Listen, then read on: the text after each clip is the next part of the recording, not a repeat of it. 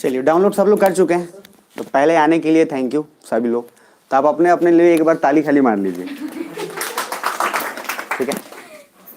देखिए, बहुत सारे चीज़ हैं, बहुत सारे सवाल सभी के मन में भी होंगे हिंदी को लेकर स्पेशली, तो चिंता नहीं करना है, सारा समाधान होगा, ठीक है।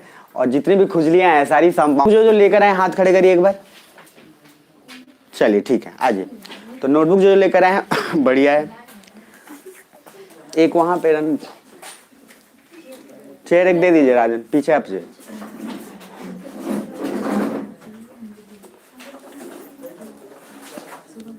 हाँ उस पे उसको, ठीक है राजन, थैंक यू।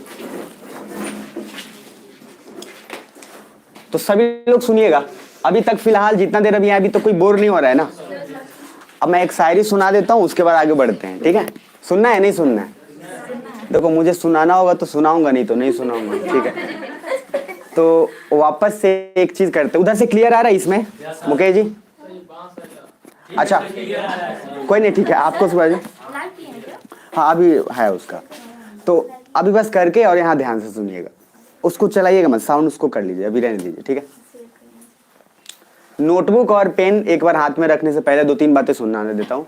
ऑप्शनल देखिए क्या लिए नहीं लिए हैं वो सबका डिस्कशन यहाँ करेंगे अपन, और हिंदी को स्पेशली फोकस करके क्यों, सबसे बड़ा क्वेश्चन ये कि अगर हिंदी ले रहे हैं तो क्यों ले रहे हैं, ठीक। तो सारी डिटेल्स आपको मिलेंगी, क्योंकि भैया वाजिब रीजन तो होना ही चाहिए। अब मेरी भी बात है, किसी की बात क्यों मानेंगे, ठीक है।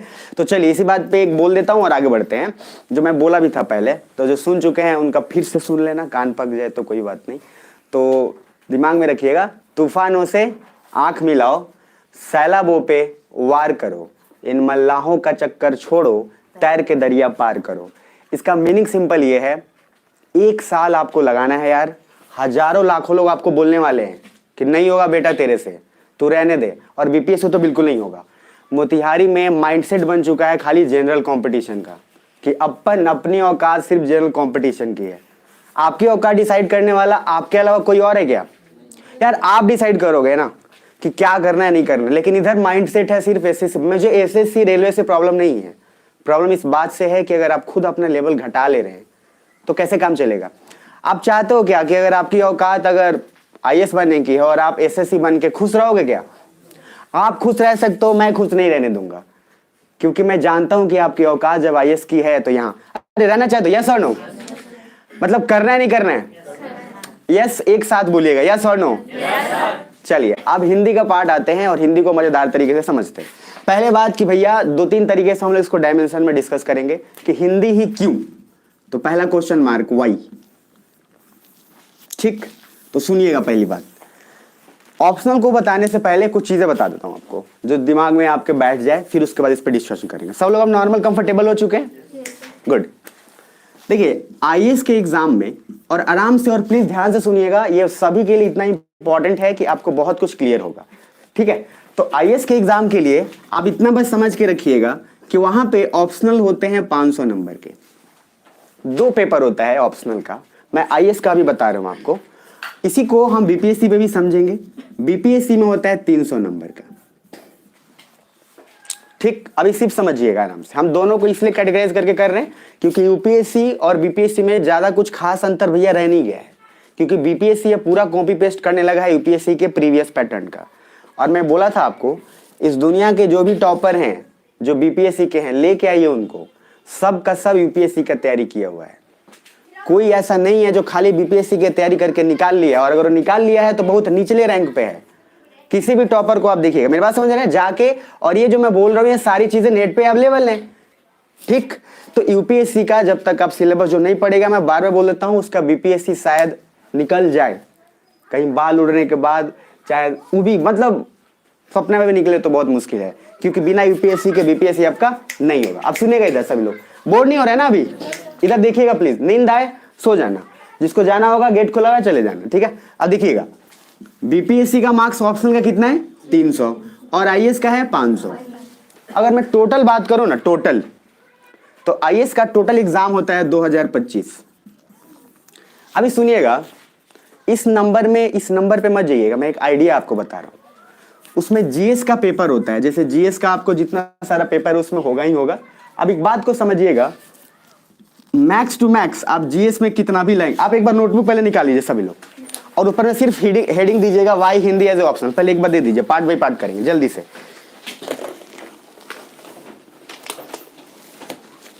और थोड़ा क्विक करेंगे। अब ब्लैंक पेज कितने लोग लाए हैं बताइएगा जरा, व्हाइट पेज सादा, गुड, थैंक यू। तो जल्दी से एक बार ऊपर लिखिएगा why Hindi as a optional पहले, ठीक है।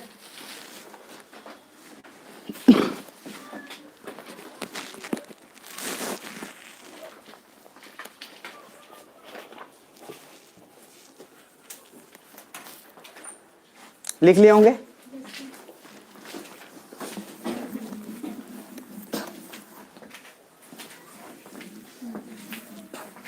अच्छा, मैपिंग कितने लोग रिवाइज कर लिए हो? हाँ मैपिंग। और आईआर का नोट्स कितने लोग रिवाइज किए हैं पूरा?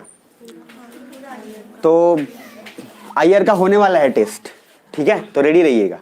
और जो नेक्स्ट बैच वाला, जो सेकंड बैच वाले, उनके लिए आईआर के लिए रेडी रहिएगा, इसलिए क्योंकि नेक्स्ट आपको मिल जाएगा, बाकी जितना तक हुआ उतना का टेस्ट होगा, ठीक है ना, रेडी रहिएगा। तो वाई हिंदी है जो ऑप्शनल लिख लिए क्या? देखिए जीएस का पेपर में अब मैं कुछ चीजें आपको ऑप्शनल को लेकर बता रहा हूं। सबसे पहले मैं बता रहा हूं वे लोग जो हिस्ट्री लिए थे और कितना हाईएस्ट स्कोर किए, वो लोग जो पॉलिटी लिए थे, और वे लोग जो ज्योग्राफी लिए थे। सुनिएगा बस, और ये सारा रिकॉर्ड। और गेट एक बार क्लोज कर दीजिए राजन या प्रकाश, थैंक यू। हिस्ट्री, पॉलिटी और ज्योग्राफी। आईएएस की बात करते हैं तो सुनिएगा, जीएस के पेपर में आप कितना भी लेके आओगे ना 425, इधर देखिएगा इंटरव्यू होता है 275, तो ऐसा माना जाता है कि जिसका 175 नंबर आया है वो बेस्ट है। जैसे अक्षर जैन सर का तो 178। अब कुछ लोग का इसके ऊपर जितना चला जाए वो बेहतर है, लेकिन आप इस बात को प्रेडिक्ट करके नहीं चल सकते कि आप 200 मतलब 75 में से 200 ले आ लोगे। मेरी बात समझ में आ रही है? मतलब 175 मैंने बोला कि बेस्ट है, जिसका आ गया उसका रैंक 1 to 10 में फिक्स है। डिपेंड करता है कि मेंस में उसको कितना मार्क्स आया था, ठीक। तो पहले आप एक चीज उधर लिखिएगा, ऑप्शनल लिखिएगा हिंदी का, अच्छा यूपीएससी में पहले लिखिएगा 500, एक बार खाली लिखिए साइड में, और बीपीएससी 300, बस सिर्फ इस साइड में लिखिएगा आराम से, क्योंकि एक एक चीज कनेक्ट हो जाएगा।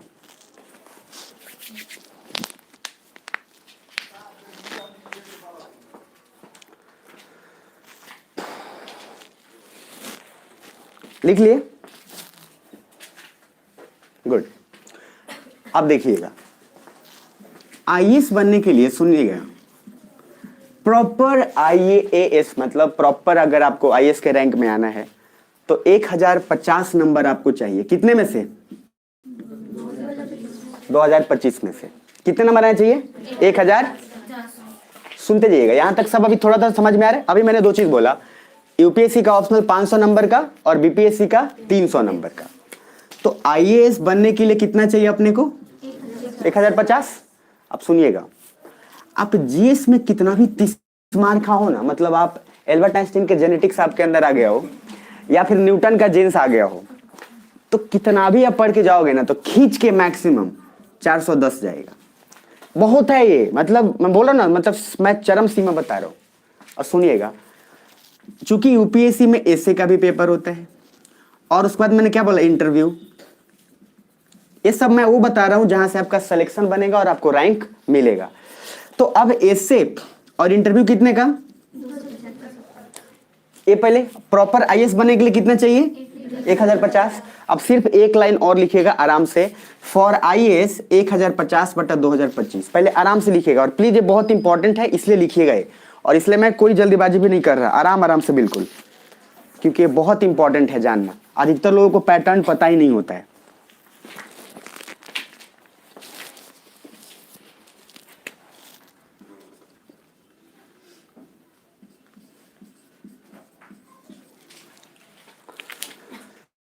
लिख लिए?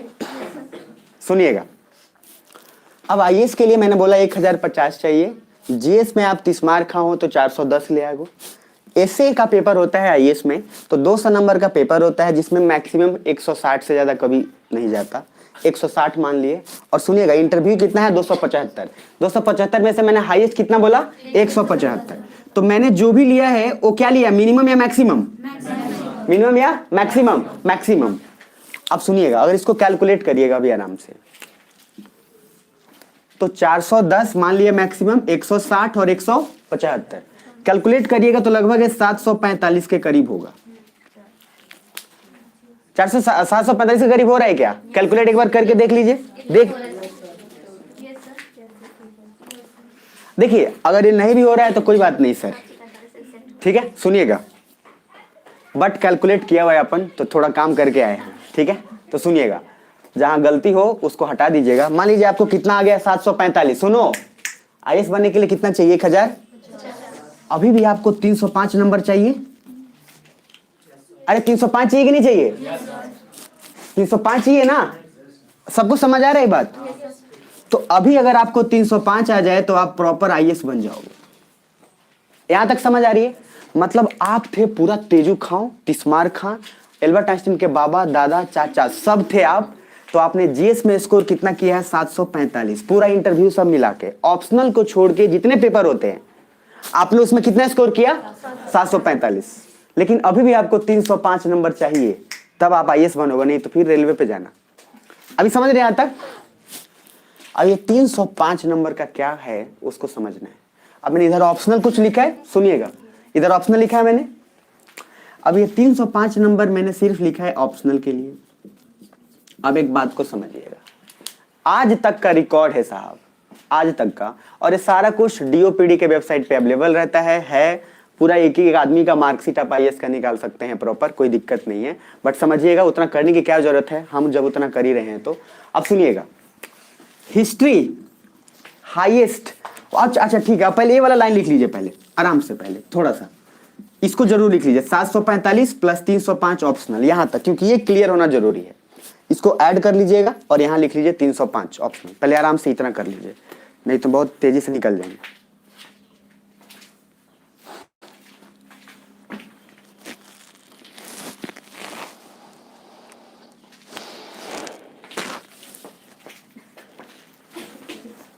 लिख लिए होंगे? और लिखिएगा, जो भी लोग हैं बिना लिखे मत रहिएगा, मैं पहले बता देता हूं आपको। भले ही लगेंगे ये छोटी चीजें हैं, लेकिन याद रखिएगा यही छोटी चीजें ना बहुत बड़ी बनती हैं। आपको जब पता नहीं होता है, आईएएस में जब एक एक नंबर से फासला होने लगता है ना, तो आपको कुछ पता नहीं चलेगा कैसे कैलकुलेट करें और कैसे मैनेज करें। ये सब एग्जाम में हेल्प करता है कि आप अपने एग्जाम का तैयारी जो की हो, और टाइम अगर कम बच गया तो कैसे प्लानिंग किया जाता है। अर्तिका शुक्ला मैम है, इतना कम टाइम में इतना अच्छा उन्होंने मैनेज किया, मतलब कि अलग लेवल पे पहुंच गई हो। बहुत कम टाइम में, 6 महीने में उसने निकाल दिया। उसका मैनेजिंग अच्छा था। आधा से ज्यादा लोगों को तो ये पता ही नहीं होता है कि हम एग्जाम में नंबर कहाँ कहाँ से उठाएंगे, कौन छोड़ेंगे कौन नहीं छोड़ेंगे। तो इसलिए सब बताया जा रहा है। तो लिखिएगा, तेजू खां मत बनिएगा, और तेजू खां होंगे भी तो कोई बात नहीं, फिर भी लिख लीजिएगा। चलिए अब मैं इधर वाला पार्ट को, यहां तक सब हो गया होगा।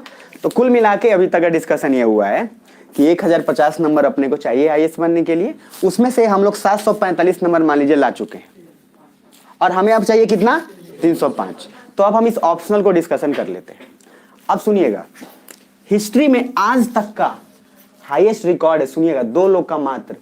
एक आदमी का आया है 301 और एक आदमी का आया है 305। सारा नाम है, सुनिएगा अभी। तो जो कोई जो हिस्ट्री में तिस्मार खां अपने आप को समझते हैं और ऑप्शनल क्या लेना चाहते हैं। अब एक बात होता है, ये जो अभी का जो एज है ना, जब नया नया तैयारी कर रहे हो, लगता है कि हमारे अलावा सब बेकार है। मतलब जैसे मैंने बोला कि हिस्ट्री में आज तक किसी का नहीं आया था, आप बोलोगे हाँ मैं ना हमको अंडर एस्टिमेट कर लिया है। तो एक बात याद रखिएगा, बहुत लोग हैं, और ये आप पहले आदमी नहीं है जो दे रहे हैं। लाखों लोग दे चुके, लाखों लोग छोड़ चुके। जैसे विकास देवी कीर्ति सर हैं, तो विकास देवी कीर्ति सर जो हैं तो दिल्ली के, तो उनको वो भी अपने आप को तिस्मार का समझते थे, और उन्होंने खुद एक्सेप्ट भी किया, कोई दिक्कत नहीं है। तो वो ऑप्शनल ले लिए सोशियोलॉजी। जानते हो कब लिए? कम वक्त क्या हुआ, उनके रूम में एक आदमी सोशियोलॉजी का किताब छोड़ के चला गया। वो जब पढ़े तो उनको इतना मजा आने लगा, कहे कि इससे बेहतर कोई हो ही नहीं सकता। तो एक बात याद रखिएगा, कभी कभी आपका रूम पार्टनर जानबूझ के हरकत करता है और कमाल की बात यह हुआ कि विकास देवी कीर्ति सर सिर्फ ऑप्शनल गलत चुने, तो उनका आईएएस कभी मिला ही नहीं। तो ऑप्शनल साहब बहुत इंपॉर्टेंट है, ये दिमाग में रखिएगा, गेम चेंजर है। अब जो लोग को लगता है नहीं हम तो खाली प्री निकाल लें तभी गांव में खुश हो जाए, लेमिनेशन करवा के दीवार पे चिपका देंगे और दहेज में मांगेंगे 10 करोड़ समझ में आ रहा है? तो भैया प्री निकाल के अगर बनना चाहते हैं तो भैया बाहर ही है, क्योंकि जिसका माइंडसेट है कि सिर्फ प्री निकाल लेंगे वो सच बात है कि कभी प्री ही नहीं निकलेगा। ये दिमाग में रख लीजिएगा। जैसे कुछ लोगों को लगता है ना कि पहले प्री निकलेगा तब ना मेंस करेंगे, ऐसे पहले मेंस गाय करेंगे, तो जो प्री का सोच रहे हैं उनका मेंस कभी नहीं निकलेगा। और गलती से जय माता दी करके निकाल दिए, मान लो जय माता दी होता है ना, कभी निकल जाता है तो चिल्लाने लगता है चारों तरफ, तो फिर मेंस का क्या? मेंस का तैयारी थोड़ी ना की हो, तो तुम एग्जाम निकालने आए थे कि प्री निकालने आए थे? अगर प्री निकालने आए थे तो वहीं कर जाएंगे। तो प्लीज ध्यान में रखिएगा, सिलेक्शन लेना है कि प्री निकालना है? तो यार सिलेक्शन लेना है, और जिनको सिर्फ प्री निकाल के खाली दहेज लेना है तो इधर मत आइएगा, बाहर जाइएगा। समझ में आ रही है दिमाग में? और मैं प्री का पढ़ाता भी नहीं हूं, पहले बोल दूं, मैं प्री का कभी भी सिर्फ नहीं पढ़ाता। तो वापस आते हैं, हिस्ट्री में 2 लोग हैं आज तक जिनका रिकॉर्ड है हाईएस्ट, जिनका रिकॉर्ड है 301 से 305, सॉरी 2 लोग आज तक हैं, 301 और 305 है। मतलब अभी तक के आईएएस के इतिहास में इतना है। तो आप सोच सकते हैं कि आप कितने तेजुखाव होंगे, और अगर आप नए तेजुखाव हैं तो अच्छी बात है, लेकिन थोड़ा धैर्य रखिएगा अभी। अब दूसरा है पॉलिटी। साहब पॉलिटी का हाईएस्ट है आज तक 301, एक आदमी का है बस। तो जो लोग पॉलिटी लेना चाहते हैं मुबारक हो, जरूर लीजिएगा। और पॉलिटी सिर्फ पॉलिटी नहीं होता, उसमें PSIR होता है, तो उसमें IR भी इंक्लूडेड होता है, इंटरनेशनल रिलेशन, जो मैं आपको पढ़ाया हूं। और वो कहीं ना कहीं उससे जो आपका IR ऑप्शनल है उससे कहीं डेप्थ से ज्यादा वो IR मेरा कवर करता है वो नोट्स। तो खैर ये PSIR का कितना हाईएस्ट गया? अब सुनिएगा, कुछ लोग को ऐसा भी रहता है कि यार कुछ नहीं तो कोई नहीं ले रहा है तो हम ले लेते हैं। जैसे मोतिहारी में एक मतलब चलता है परंपरा है, LSW लेंगे। समझ में आ रहा है? काय अरे कुछ पता ही नहीं है क्या लेना है, सब ले रहा है LSW, तो हम भी LSW। अरे हाँ है ना, फॉर्म भरोगे ना तो 90% मोतिहारी के लोग LSW भर के बैठे हुए हैं। पूछेगा तेरा क्या? अच्छा ले दो। अरे भाई तो भाई है।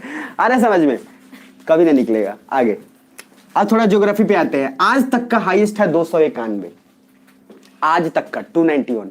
तो क्या ज्योग्राफी का जो तिस्मार खा लोग हैं उस हिसाब से आप प्रॉपर IAS बन पाओगे? नहीं।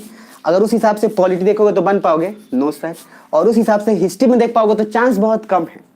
305 एक आदमी का गया है। मैं ये जो बता रहा हूँ इसमें मुझे थोड़ा भी कतई आपके औकात आपके कैपेसिटी पे कोई शक नहीं है। मैं बस आपको डिटेल फैक्ट दे रहा हूँ जिसके चलते आया है, जिसके चलते नहीं, क्योंकि ये प्लानिंग जरूरी है। अब तीसरी चीज फिलॉसफी। फिलॉसफी भी किसी को इंटरेस्ट होता है ना, आजकल तो कहावत नहीं है, every person in India is a doctor and every place in India is a toilet. जहां मन वहीं शुरू हो जाते हैं लोग। अब सुनिएगा, फिलॉसफी में आज तक हाईएस्ट एक आदमी का गया है 301 मिहिर पटेल, प्रॉपर गुजरात कैडर के IAS ऑफिसर है मिहिर पटेल साहब। सुनिएगा, तो कहने का मतलब ये कि इतना जो बताया इतना तक ठीक है, आपको लग रहा है कि आप IAS तो प्रॉपर नहीं बन पाएंगे। थोड़ा आइएगा, अब हम थोड़ा नया केस लेते हैं हिंदी का।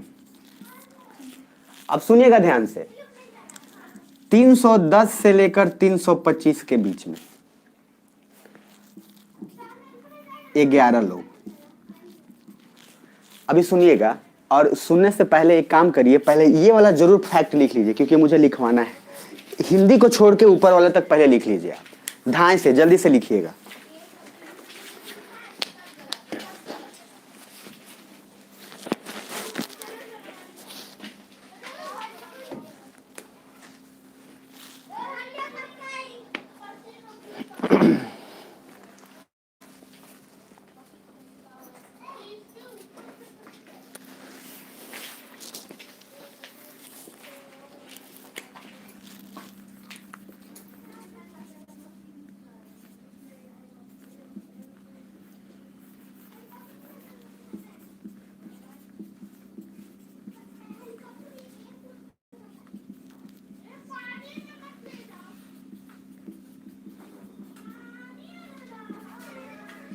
लिख लिए सभी लोग?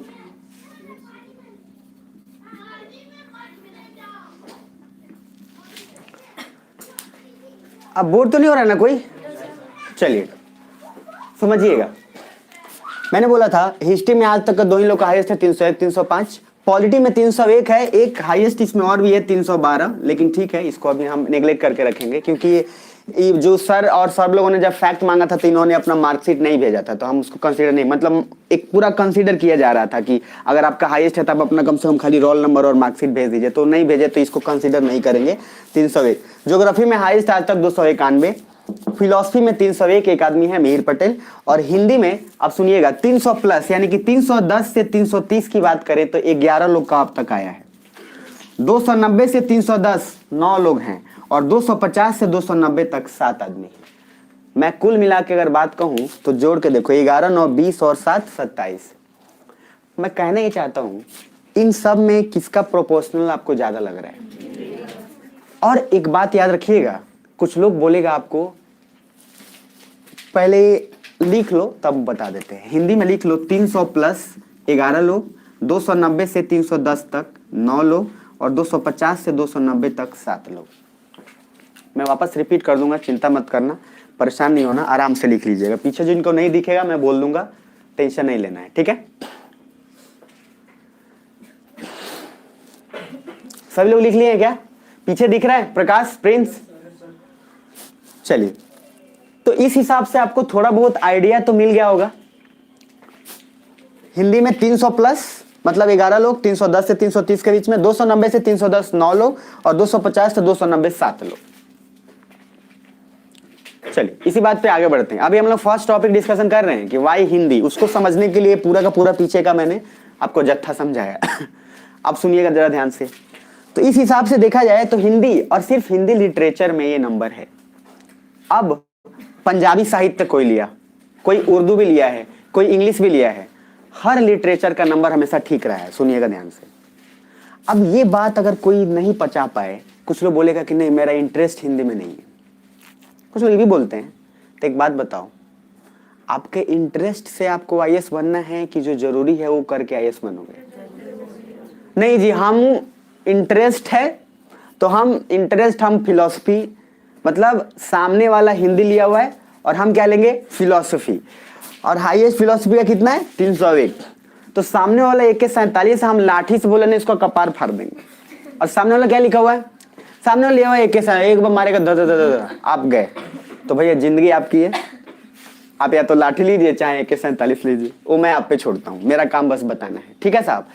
अब ये सारे का सारा डिटेल आपको हो गया। तो इस हिसाब से देखिएगा तो मुझे बताइए, साफ साफ क्या क्लियर नहीं है कि हिंदी को अगर हम थोड़ा मेहनत कर दे तो काम हो जाए? आधा से ज्यादा लोग यहाँ हिंदी माध्यम के हैं, मतलब हिंदी माध्यम कहने का मतलब हिंदी मातृभाषा पूरी तरीके से। कोई फ्रेंच का नहीं है, नहीं दे तो फ्रेंच गुयाना का तो कोई है नहीं, जर्मनी का भी नहीं है कि वहां से ही मतलब हिटलर ने भगा दिया था तो आप यहाँ पे आ गए। कहने का मतलब ये, सुनिएगा प्लीज, हिंदी को जब लेते हो तो पहली बात 2 कारण से लीजिएगा। फर्स्ट, क्योंकि अंकदायी है।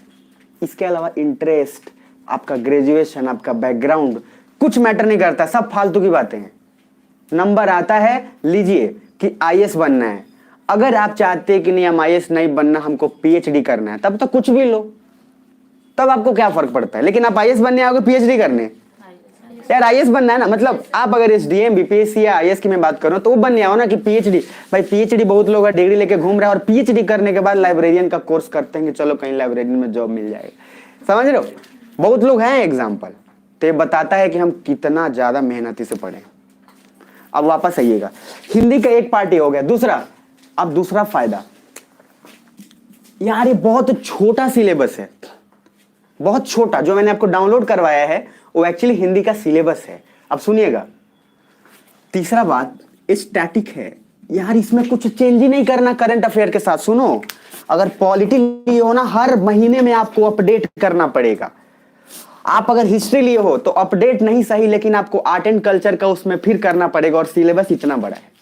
उसके बाद आइए, ज्योग्राफी आपको अपडेट करना पड़ेगा, फिलॉसफी करना पड़ेगा, और नहीं करना पड़ेगा भी तब भी आपके बहुत सारे सिलेबस बढ़ जाएंगे, और नंबर का भी रेशियो आपको दिख रहा है। हिंदी यार देखो स्टैटिक है, छोटा। स्टैटिक मतलब क्या? अपडेट ही नहीं करना। आप एक बार पढ़ लिए, अगले साल बाई चांस खुदा ना खास्ता अगर थोड़ा नंबर से आप रह गए तो आप अगले साल फिर से पॉलिटी का अगर लिए रहोगे तो पूरा नोट्स बनाओगे। पूरा अपडेट करना पड़ेगा ना आपको, हिंदी का करना पड़ेगा नहीं। यार कबीर बोल के गए कि मीठी वाणी बोलिए मन का आपा खोए, औरन को शीतल करे आप शीतल। तो गए कबीर भी गए, कबीर गए, लेकिन ये तो छोड़ के गए और हमें यही पढ़ना है, तो इसमें हम क्या अपडेट करेंगे? इसके बाद क्या बोलेंगे मीठी वाणी को? भैया वो सब तो नहीं कर सकते। कहने का मतलब एक तो सिलेबस स्टैटिक है, और दूसरा एक कमाल का फायदा बताता हूँ, इसमें आंसर्स बहुत डायनेमिक है। जैसे मैथ का आंसर में अगर आपको 1 आया है तो सबको 1 आना चाहिए, अरे हाँ है ना? लेकिन हिंदी में कोई आंसर एक जैसा होता ही नहीं है। तो जिसकी अपनी जो राय निकली, जो जितना गहरा पढ़ाई किया है उसका रिजल्ट आया, क्योंकि कोई भी आंसर कुछ भी लिखे कोई फर्क, तो आपको रट्टा मारने की जरूरत। अरे समझ में आ रहा बात? तो 3 पॉइंट। पहला पॉइंट, ये आपको मार्क्स, ये रिकॉर्ड आपके सामने है। दूसरा, सबसे पहले क्या मैंने लिखा, स्टैटिक है, आपको सिलेबस बार बार अपडेट करने की जरूरत नहीं पड़ेगी। तीसरा, सिलेबस काफी छोटा है। और चौथा, यार आप लोग तो बचपन से हिंदी लिखते आ रहे हो ना, बोलते आ रहे हो, हाँ है ना? तो आपको हिंदी लिखने, अगर मैं अभी एक टॉपिक दूं, गाय पे लिखो, मतलब तो आप अगर गाय के बारे में नहीं जानते हो फिर भी क्या आप हिंदी में नहीं लिख सकते क्या? यार इतने भी तो नहीं है सब। इसमें से कितने लोग हैं जो हिंदी प्रॉपर, मतलब अच्छे से जो लिख सकते हैं, हिंदी लिख सकते हैं, ठीक? और हिंदी लिख सकते हैं। उसके बाद अब एक दूसरा टॉपिक आ रहा है, अशुद्धियां ज्यादा नहीं हो, मतलब जिसमें अशुद्धि ज्यादा नहीं हो। देखो 10 में से 10 वर्ड में से 1-2 भी गलत है तो कोई बात नहीं, 10 में से 1-2 चलेगा, कोई दिक्कत नहीं है। तो अब मुझे बताइएगा कि हिंदी जो लिखते हैं अच्छे से, मैं कोई टॉपिक दूं और आराम से लिख सकते हैं। अब हाथ उठाइए, ठीक? अब सुनिएगा ध्यान से, ये जो पार्ट है पूरा, पहले लिख लीजिएगा स्टैटिक, अब लिख लीजिए स्मॉल सिलेबस, और लास्ट लिखिएगा आंसर्स हम अपने हिसाब से लिख सकते हैं। तो इससे बढ़िया क्या चाहिए यार कि उत्तर आप खुद अपने हिसाब से लिखो। मैथ में रहेगा तो वहां लिखना पड़ेगा, तो उत्तर यानी कि answer according to yourself आपको लिखना पड़ेगा, आंसर्स अपने हिसाब से। अभी तक कोई प्रॉब्लम है जहां तक मैंने बताया है, या किसी को बोर हो रहे हो, किसी को नींद आ रही हो, कुछ भी, तो पहले ही बता दीजिएगा। अब थोड़ा सा आएंगे इस वाले पार्ट पे। तो हिंदी के भैया बहुत सारे आपको फायदे यहां दिख रहे हैं। अब एक नया फायदा और आने वाला है। बीपीएससी में ऑप्शनल मैंने कितना लिखवाया था? 300 का। यूपीएससी में ऑप्शनल के 2 पेपर होते हैं 250-250 के, तो 250-250 मिला के हो गया 500। बीपीएससी में एक ही होते हैं 300 के, ठीक है? अब सुनिएगा, यहां तक जो पहले बताया हूं इसको मैं एक थोड़ा सा रफ स्केल पे बता देता हूं ताकि फिर आगे बढ़ाना इजी होगा। मैंने पहला बात बताया, आईएएस बनने के लिए कितना नंबर चाहिए? रिपीट करिएगा, 1050। आप 745 लाए, ऑप्शनल में आपको लाने के लिए 305 कम से कम चाहिए। मैंने उसके बाद पूरा डेटा दिया, हिंदी का आपके पास डेटा है, सब कुछ अवेलेबल मैंने दिया। उसके बाद मैंने ये बोला कि हिंदी स्टैटिक है, सिलेबस स्मॉल है, प्लस आप हिंदी शुरू से पढ़ते बोलते आए हैं। उसके बाद आप उत्तर अपने अकॉर्डिंग लिख सकते हैं। यहाँ तक ठीक? अब आगे आते हैं, बीपीएससी की बातें कर लेते हैं। बीपीएससी में ऑप्शनल कितने का है? 300। बीपीएससी में 100 नंबर का हिंदी क्वालिफाइंग पेपर होता है। तो जो लोग इंग्लिश आदमी है ना, जो इंग्लिश अपने आप को समझ रहे इंग्लिश मैन, क्योंकि सीबीएसई से पढ़े, सीबीएसई से पढ़ना इंग्लिश मैन नहीं होता। तो इंग्लिश में जो सीबीएसई से पढ़े थोड़ा सा वो नहीं होते, अरे हम सीबीएसई से, जैसे सीबीएसई वाले थोड़ा अलग टसन में रहते हैं, आता जाता कुछ नहीं है, वो अलग बात है। मैं भी सीबीएसई का हूँ, लेकिन मुझे सच्चाई पता है, समझ में आ रहा है? क्योंकि अपन देखे हैं लोगों को, सीबीएसई वाले का थोड़ा फैशन चलता है, यू नो, लिपस्टिक, ये समझ में आ रहा है? और उसके बाद हेयर स्टाइल, सारा कुछ चलता है। भैया इसमें कोई बुराई नहीं है, लेकिन पढ़ भी लो, पढ़ने के साथ अगर हो तो ज्यादा अच्छा है, हाँ है ना? और बिहार बोर्ड वाले को खूब बोलते हैं वो लोग, ए तुम लोग सरकारी स्कूल से खिचड़ी भात, बिहार बोर्ड कहते हैं यार अजीब बात है ये। मतलब हमेशा बिहार बोर्ड वाला देखना है, अगर बिहार बोर्ड का आदमी अगर आप एग्री करेंगे तो, जैसे किसी सीबीएसई के बच्चे से मिला तो बिहार बोर्ड वाला थोड़ा कम बोलेगा। मैं सच बोल रहा हूँ कि झूठ बता, उसको थोड़ा इनसिक्योरिटी होगा कि इससे नहीं बेटा ये पढ़ा लिखा है। और सीबीएसई वाला पहले इतना भौकाल फैला देगा, अब आई डोंट लाइक दैट, इतना बिहार बोर्ड वाला ऐसे ही उड़ रहे चारों, तो बोले इससे बेटा हमसे ना हो पाएगा, इससे बच के रहो। लेकिन भैया सुनिएगा, कमाल की बात यह है कि जिनका हिंदी और जिनका इंग्लिश सबसे खराब था, जो जैसे सुरभि गौतम मैम हो, चाहे गंगा सिंह हो जो प्रॉपर आईएएस बने, चाहे प्रदीप सिंह हो, चाहे निशांत जैन हो, मतलब कोई हो, चाहे गोविंद जायसवाल हो, हर कोई बिल्कुल ठेठ, बिल्कुल देहाती गांव से निकले जहां इंग्लिश का एक एक रत्ती भी कुछ पता नहीं था। सुरभि गौतम मैम मध्य प्रदेश इंदौर के ऐसे गांव में थी जहां इंग्लिश का दूर दूर तक कुछ नहीं था। बेचारे गई और केमिकल इंजीनियरिंग करने गई, वहां सिर्फ इंग्लिश था। और कमाल की बात यह है कि इंग्लिश में रैंक 1, सॉरी पूरे इंजीनियरिंग में टॉपर रही और गोल्ड मेडलिस्ट रही। तो हिंदी वाले ही निकल के जाते हैं। और मैं पहले बता चुका हूं, मुझे मेहनती चाहिए, टैलेंटेड नहीं। आपका बैकग्राउंड क्या है, आप हिंदी में हैं, गरीब हैं, अमीर है, कुछ नहीं। मेहनती आप हैं, स्वागत है। मेहनती रखिएगा। यही लोग जड़े, राजेंद्र प्रसाद कोई बचपन से नहीं जन्म लिए तो वो भी बड़ा, सरदार वल्लभ भाई पटेल बड़ा, अब्दुल कलाम सब नीचे स्तर से निकल के उतने बड़े बने। अरे यस और नो? तो जब वो कर सकते तो आप नहीं कर सकते क्या? आप लोग ज्यादा हार अपने कमिटमेंट और फॉर्मेलिटी को मान लेते हैं। आधा से ज्यादा लोग सोसाइटी की वजह से। 90% तो ये लोग इसलिए मर जाते हैं आईएएस का पेपर देने से पहले कि उनको लगता है कि हमसे नहीं हो पाएगा, क्योंकि आईएएस का सिलेबस ज्यादा और फी भी ज्यादा है। तो पैसा बचाने के चक्कर में वो जिंदगी में कभी ट्राई नहीं करते भैया। और दिल्ली जाने की तो बात दूर है। खैर, तो ये काम नहीं करिएगा, समाज को मत थोपने दीजिएगा। अब आते हैं 300। मैंने बोला क्वालिफाइंग पेपर बीपीएससी का 100 नंबर का कंपलसरी है, जिसमें आपको हिंदी में पास करना ही होगा। तो आप हिंदी से जो चाहते हैं कि बचना, तो नहीं बच सकते आप यार। बोलते हिंदी में हो, लिखते हिंदी में हो, और बचना चाहे तो हिंदी से। मतलब तो वही बात होगी, मम्मी ने पाला, मम्मी ने सजोया, और बोलना चाह रहे हो कि मम्मी बस ना आप देखे हमको। तो हिंदी क्वालिफाइंग पेपर 100 नंबर का है, तो उसको क्वालिफाई करना पड़ेगा। इसका नंबर आपके मार्क्स में ऐड नहीं होगा, लेकिन आप नहीं क्वालिफाई करेंगे, पहले चेक इसी का होता है। जो क्वालिफाई करेगा उसी का कॉपी आगे चेक होता है, नहीं तो यहीं पे खत्म। आप क्वालिफाई नहीं किए, आपका कोई जीएस का पेपर चेक नहीं होगा। मेरी बात समझ में आ रही है? तो साहब, अब जिन लोगों को भी थोड़ा बहुत डाउट होगा कि हिंदी नहीं पढ़े या क्यों पढ़े, तो एक अच्छा फैक्टर आपके पास है जो कि इंपॉर्टेंट है। अच्छा क्या मतलब, जरूरी है, आपको करना ही पड़ेगा। अब सुनिएगा, अब ये 100 नंबर का है, तो ये 100 नंबर आराम से निकाला जा सकता है अगर हम पढ़ाएं तो। ठीक है, बट ये सुनिएगा, इस 100 नंबर के कैसे क्या करना है, ये सारा कुछ डिटेल अपन बताएंगे। ये करना ही आपको पड़ेगा, इतना टफ भी नहीं होता है। अब आप लोग में से एक क्वेश्चन मैं और पूछूंगा और आप मुझे बताइएगा। इसके बाद हिंदी का सबका, अपने अभी सब हाथ खड़े किए थे कि अपने को हिंदी लिखने आता है। मैं 3 वर्ड दे रहा हूं, तीनों वर्ड अभी लिखेंगे अपने अपने कॉपी पे। ठीक है, पहला वर्ड है, आपको बताना है कि वो सही है गलत है। ठीक है, और कोई फुसुर फुसुर नहीं करेगा। सब, एक भी किसी का बगल का आवाज नहीं आना चाहिए।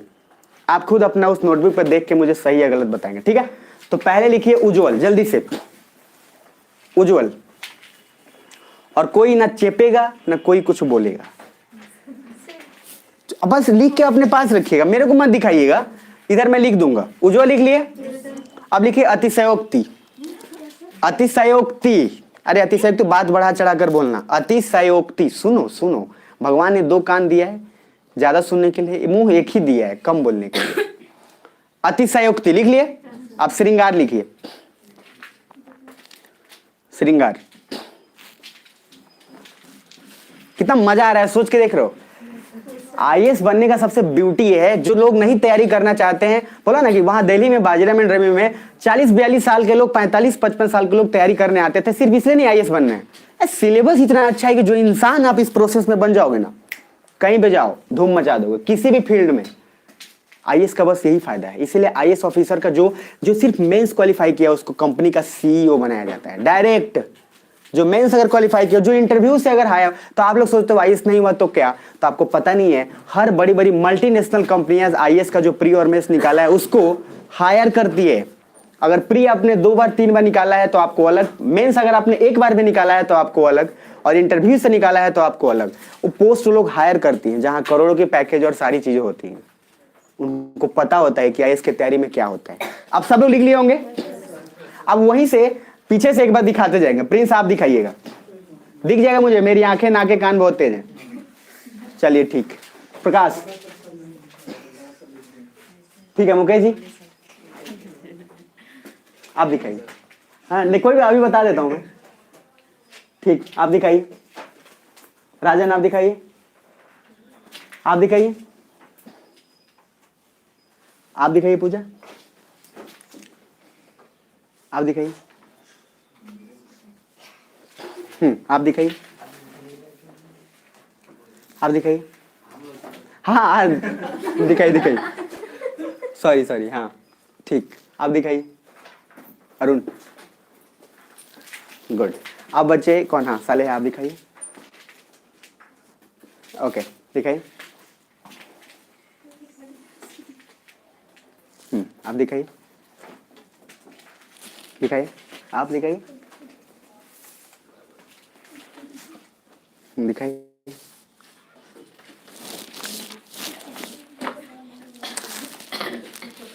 चलिए ठीक है। देखिए जितने लोग लिखे हैं या नहीं लिखे हैं, अभी आपको ना मैं एक बात बताता हूँ सही गलत की तो बात की बात है, बट आपको अभी थोड़ा सा महसूस ऐसा हो रहा हो कि हम हिंदी इतना पढ़े हैं, थोड़ा सा माइंड में आपके कंफ्यूजन चल रहा है कि नहीं चल रहा है? ईमानदारी से बोलना, इन तीनों शब्द में कंफ्यूजन चलेगा ही चलेगा। जबकि कमाल की बात यह है कि आप हिंदी बचपन से पढ़ते आ रहे हो, बोलने पहला बहुत भी पापा हिंदी में ही बोले थे, इंग्लिश में थोड़ी ना बोले थे, मतलब बचपन से आप बोलते आ रहे हो, फिर भी कंफ्यूजन है। तो सुन लीजिएगा, ध्यान से समझिएगा। उज्जवल जिनका इस ढंग से लिखा हुआ है, मैंने देख लिया वैसे उनका सही है, दोनों ज आधा होना चाहिए।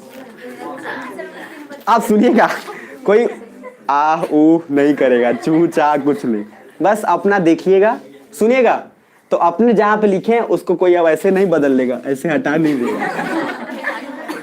पेन से लिखे हैं तो मैं देख लिया, और मैं एक बार स्कैन, यकीन मानना ट्रेनिंग वैसे हुई है, स्कैन एक बार करना काफी है। अब सुनिएगा, जिनका गलत है क्रॉस काट लीजिएगा, प्यार से काट लिया, बहुत बढ़िया। दूसरा वर्ड अतिशयोक्ति बोला था मैंने,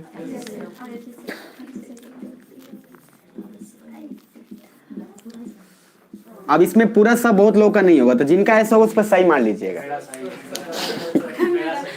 आप कोई कुछ नहीं बोलेगा, अपना पहले सही कर लीजिए। कर लिए? अरे कर लिए नहीं कर लिए?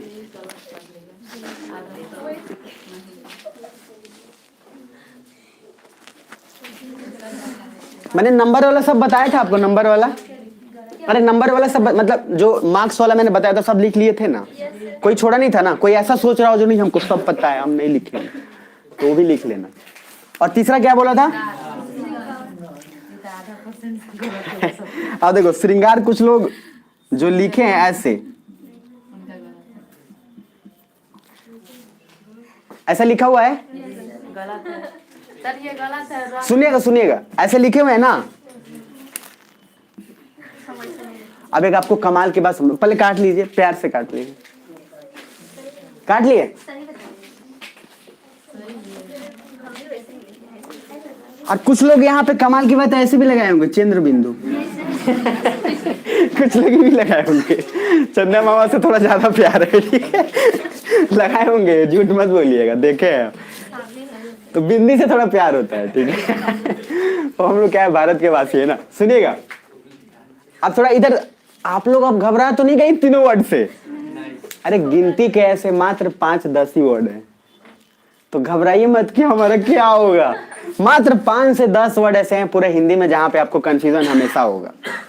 अरे समझ में, तो ये मैंने बस आपको थोड़ा सा मजा देने के लिए किया है।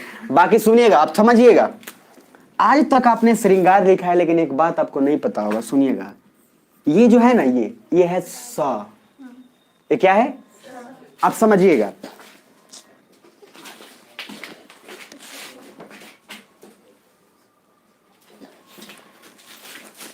यार कंपनी का ना अलग ही होता है, कंपनी का रिचार्ज जब आपका खत्म हो जाए तो आपसे ज्यादा चिंता कंपनी को हो जाता है आपको नहीं है इस बात की चिंता, लेकिन उस हरामखोर को चिंता हो जाता है। खैर देखिएगा, जैसे आप भ लिखते हैं ना, भ लिखे, अगर भ्री लिखना है तो ऐसे देंगे, अरे देंगे ना। अब भ्रम लिखना है तो भ ऐसे देंगे, तो स पे अगर ऐसे दें तो क्या होगा, स्र, क्या हुआ, मैंने बोला श्रृंगार, क्या बोला। अब समझिएगा, इसमें ये जो वर्ड आ रहा है ना बोलने का, अब जैसे 2-3 बातें आराम से समझिएगा। अब उधर का आप छोड़ दीजिए गलत सही, अब आप थोड़ा सा मुझे लिख के बताइए गंभीर, पहले लिखिए, इसका मैं आऊंगा, पहले गंभीर लिखिए क्योंकि मुझे कुछ बताना है गंभीर,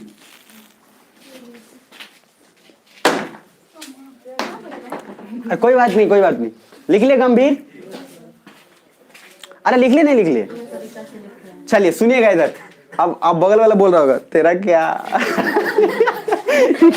आसपास में चल रहा होगा। क्या लिखा भाई अब? अरे सुनिएगा, थोड़ा अपने पे रखिएगा, क्योंकि हम सब आपस में डिस्कशन करने लगेंगे। अरे हिंदी लेने पे पछतावा नहीं हो रहा है ना? नहीं होगा, हम यहाँ हैं। और गिनती के 5 10 सुनिएगा। अब इस श्र हो गया, लेकिन मैं बोला है श्रृंगार। आप सोच के देखो, श्र में फिर ये लगा रहे हो। आप क्या, आपको लग रहा है कि सही है? ये नहीं है। आपको लिखना था श्रृंगार ऐसे,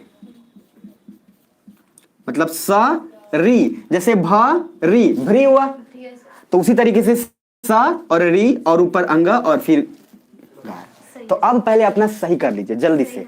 ये जो है श्रव मत दीजिएगा, पहले सुनिएगा आराम से, पहले लिख लीजिए। अभी कुछ मत बोलिएगा, कुछ भी नहीं, क्योंकि अभी बहुत मजेदार चीज बताना है। आज तक ईमानदारी से बताना, किसको ही पता था कि इतना सिर्फ स होता है? पता था? बहुत बढ़िया। तो जिनको पता था अच्छी बात है, जिनको नहीं पता था वो भी अच्छी बात है, क्योंकि हम बताए। पहले श्रृंगार लिख लिए। तो श्रृंगार जो चंद्र बिंदु लगाए थे ना, तो साहब चंदा मामा को थोड़ा साइड हटाइएगा और सुनिएगा, इधर आपस में डिस्कस मत करिएगा। और ये जो श्र है, श्र के बाद श्री, ये पॉसिबल नहीं है, क्योंकि श्री जब लिखना होता है तो आप ऐसे करके ऐसे लगाते हैं। वो श्री अलग है और ये श्रृंगार अलग है। ये कैसे है, क्या है, सब डिस्कशन करेंगे मजे से, चिंता मत करिएगा। तो अभी फिलहाल के लिए 3 वर्ड था। उज्जवल समझ में आया? अतिशयोक्ति सही हो गया। अतिशयोक्ति का सीधा होता है अतिशय प्लस युक्ति। श्रृंगार ये बस हटा देना है आपको, बाकी चंद्र बिंदु भी हटा दीजिएगा। ये वाला पार्ट सही हो गया। अब सुनिएगा, एक नियम होता है पंचमा अक्षर। ये सब बता रहे, अब मैं यहां से जो बता रहा हूं उस सिलेबस का पार्ट आपको मजे मजे में बताते जाऊंगा, आपको पता भी नहीं चलेगा। पंचमा अक्षर एक नियम होता है हिंदी में। तो हिंदी में मैंने गंभीर शब्द लिख लिया है ना। अब लिखिए गंदा। गंदा मतलब गंदा, सीधा गंदा मतलब गंदा। अश्वगंधा नहीं, गंदा। पहला वर्ड मैंने बोला गंभीर, दूसरा वर्ड मैंने बोला गंदा, और तीसरा वर्ड लिखिएगा एक और चीज। तीसरा वर्ड क्या बोल दूं? तीसरा वर्ड कुछ नहीं, 2 ही रखिए। तो क्या लिखे? पहला, दूसरा गंदा। तो गंभीर कुछ लोग ऐसे लिखे होंगे, कुछ लोग शायद आधा म भी दिए होंगे, और गंदा भी कुछ लोग ऐसे लिखे होंगे, और कुछ लोग आधा न भी दिए होंगे। मतलब कि गंभीर और कुछ लोग गंदा। अब लिखिएगा जरा गद्य। हाँ, जैसे होता है ना, कहानी को क्या बोलते हैं? गद्य। गद्य। तो लिखिए गद्य और पद्य। लिख लिए? ठीक। तो पहले मैंने एक वर्ड बोला था अभी, यहां तक सब। अरे पक्का बोर नहीं हो रहा ना यार? अरे सब लोग पीछे मत होना, हो भी रहे होगे तो क्या ही होगा, क्लास करना है। पहले मैंने बोला है पंचमा अक्षर। क्या बोला है? सुनिएगा प्लीज, इसको आप समझिएगा। यहां से हिंदी का जो पंचमाक्षर नियम है उसका मीनिंग ये है, सुनिएगा। जैसे आपने लिखा है गंदा, पहले मैं आता हूं गंभीर पे। क्या आता हूं? गंभीर। तो जिस वर्ण के ऊपर बिंदु है, सुनिएगा, जिस वर्ण के ऊपर बिंदी है, तो जिसके ऊपर है? ग के ऊपर। उसका अगर आप जाओगे तो समझना ध्यान से, उसके बाद क्या है? भ। तो जिसके ऊपर बिंदी, उसके बाद जो वर्ण है क्या है? भ। उसमें का जो लास्ट होगा, मतलब भ किस में आएगा? प फ ब भ म। अरे क ख ग याद है कि नहीं याद है? याद है ना? तो सुनो ध्यान से, क वर्ग, उसके बाद क्या होता है? ट वर्ग, च वर्ग, उसके बाद ट, उसके बाद त, उसके बाद प। तो सुनिए, ह कौन बोल रहा है? एक याद रखिएगा, कचोटता प्यार। सुनिएगा, देखिए, क वर्ग, च, उसके बाद क्या? ट ना, उसके बाद तो कचोटता प्यार। ये दिमाग में रखिएगा, कहीं कि इस पर भी आगे आएगा, तो लाइन बाय लाइन याद रखिएगा। कचोटता प्यार, तो क वर्ग, च वर्ग, ट वर्ग, त वर्ग, ठीक है। और प्यार से तो पता ही है, प वर्ग। अब सुनिएगा, इधर रुकिएगा। अरे मजा आ रहा है क्या? सुनना। तो मैंने बोला गंभीर, यानी कि जिस वर्ण के ऊपर बिंदी है उसके बाद कौन सा है? भ। तो भ का उ वर्ग देखो, तो भ किस में आएगा? प फ ब में। फा फा ब भ म 1 2 3 4 5। तो ग के ऊपर जो बिंदी है उसमें प्रोनाउंसिएशन क्या रहा है? म का। क्या रहा है? गंभीर। गंभीर आ रहा है समझ में? अब उस हिसाब से जरा गंदा का देखो, बिंदी के बाद क्या है? द। अरे क्या है? साथ में बोलो। द कौन से वर्ग का है? ता था द ध न। तो गंदा। यहां बिंदी का मीनिंग ना आ गया कि नहीं आ गया? और वहां बिंदी का मीनिंग क्या है? मां। इसी को बोलते हैं पंचमा अक्षर नियम। कुछ समझ में आ रहा है? तो आप सोचो, एक बिंदी के न हो गया और एक बिंदी का म हो गया, तो कुछ ना कुछ तो रूल से हुआ होगा। हम लोग तो आज तक ये रूल सोचते ही नहीं, हम लोग सीधा सोचते हैं गंदा ऊपर बिंदी दा, गमछा तो बिंदी दा है ना। बट उस बिंदी का रियल मीनिंग क्या है आज तक जान रहे थे क्या? अब इसमें से कोई हाथ मत खड़े कर देना, नहीं तो मैं भी मारूंगा। ठीक है ठीक है, सुनिएगा। जिसको अब दिमाग में एक बात को रखिएगा, पहले ये वाला जो बात बताया सबको समझ में आया? एक साथ बोलेगा यस और नो। ऐसा कोई अभी तक जितना बताया हो जिसको समझ में ना आया हो तो हाथ खड़े करिए, मैं 1000 बार बताऊंगा। यार ये ना,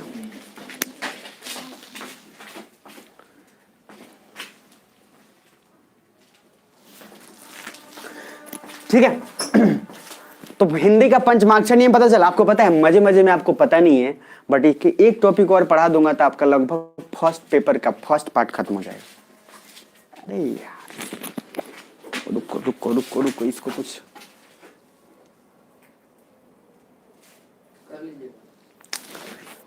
नंबर है 260 36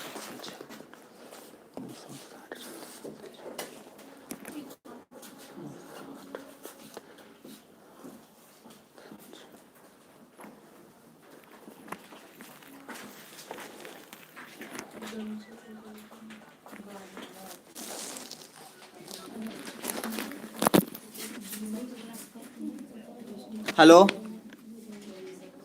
भैया, मैं एक नंबर दे रहा हूँ, मैं यहाँ पे क्लास में हूँ, ठीक है? आप पापा जी से एक बार बात कर लीजिए, मैं नंबर दे रहा हूँ, वहाँ पे ले लेंगे, रिसीव कर लेंगे, ठीक है? मैं नंबर क्लास में हूँ भैया, आप लिख लीजिए 94 723 95 854।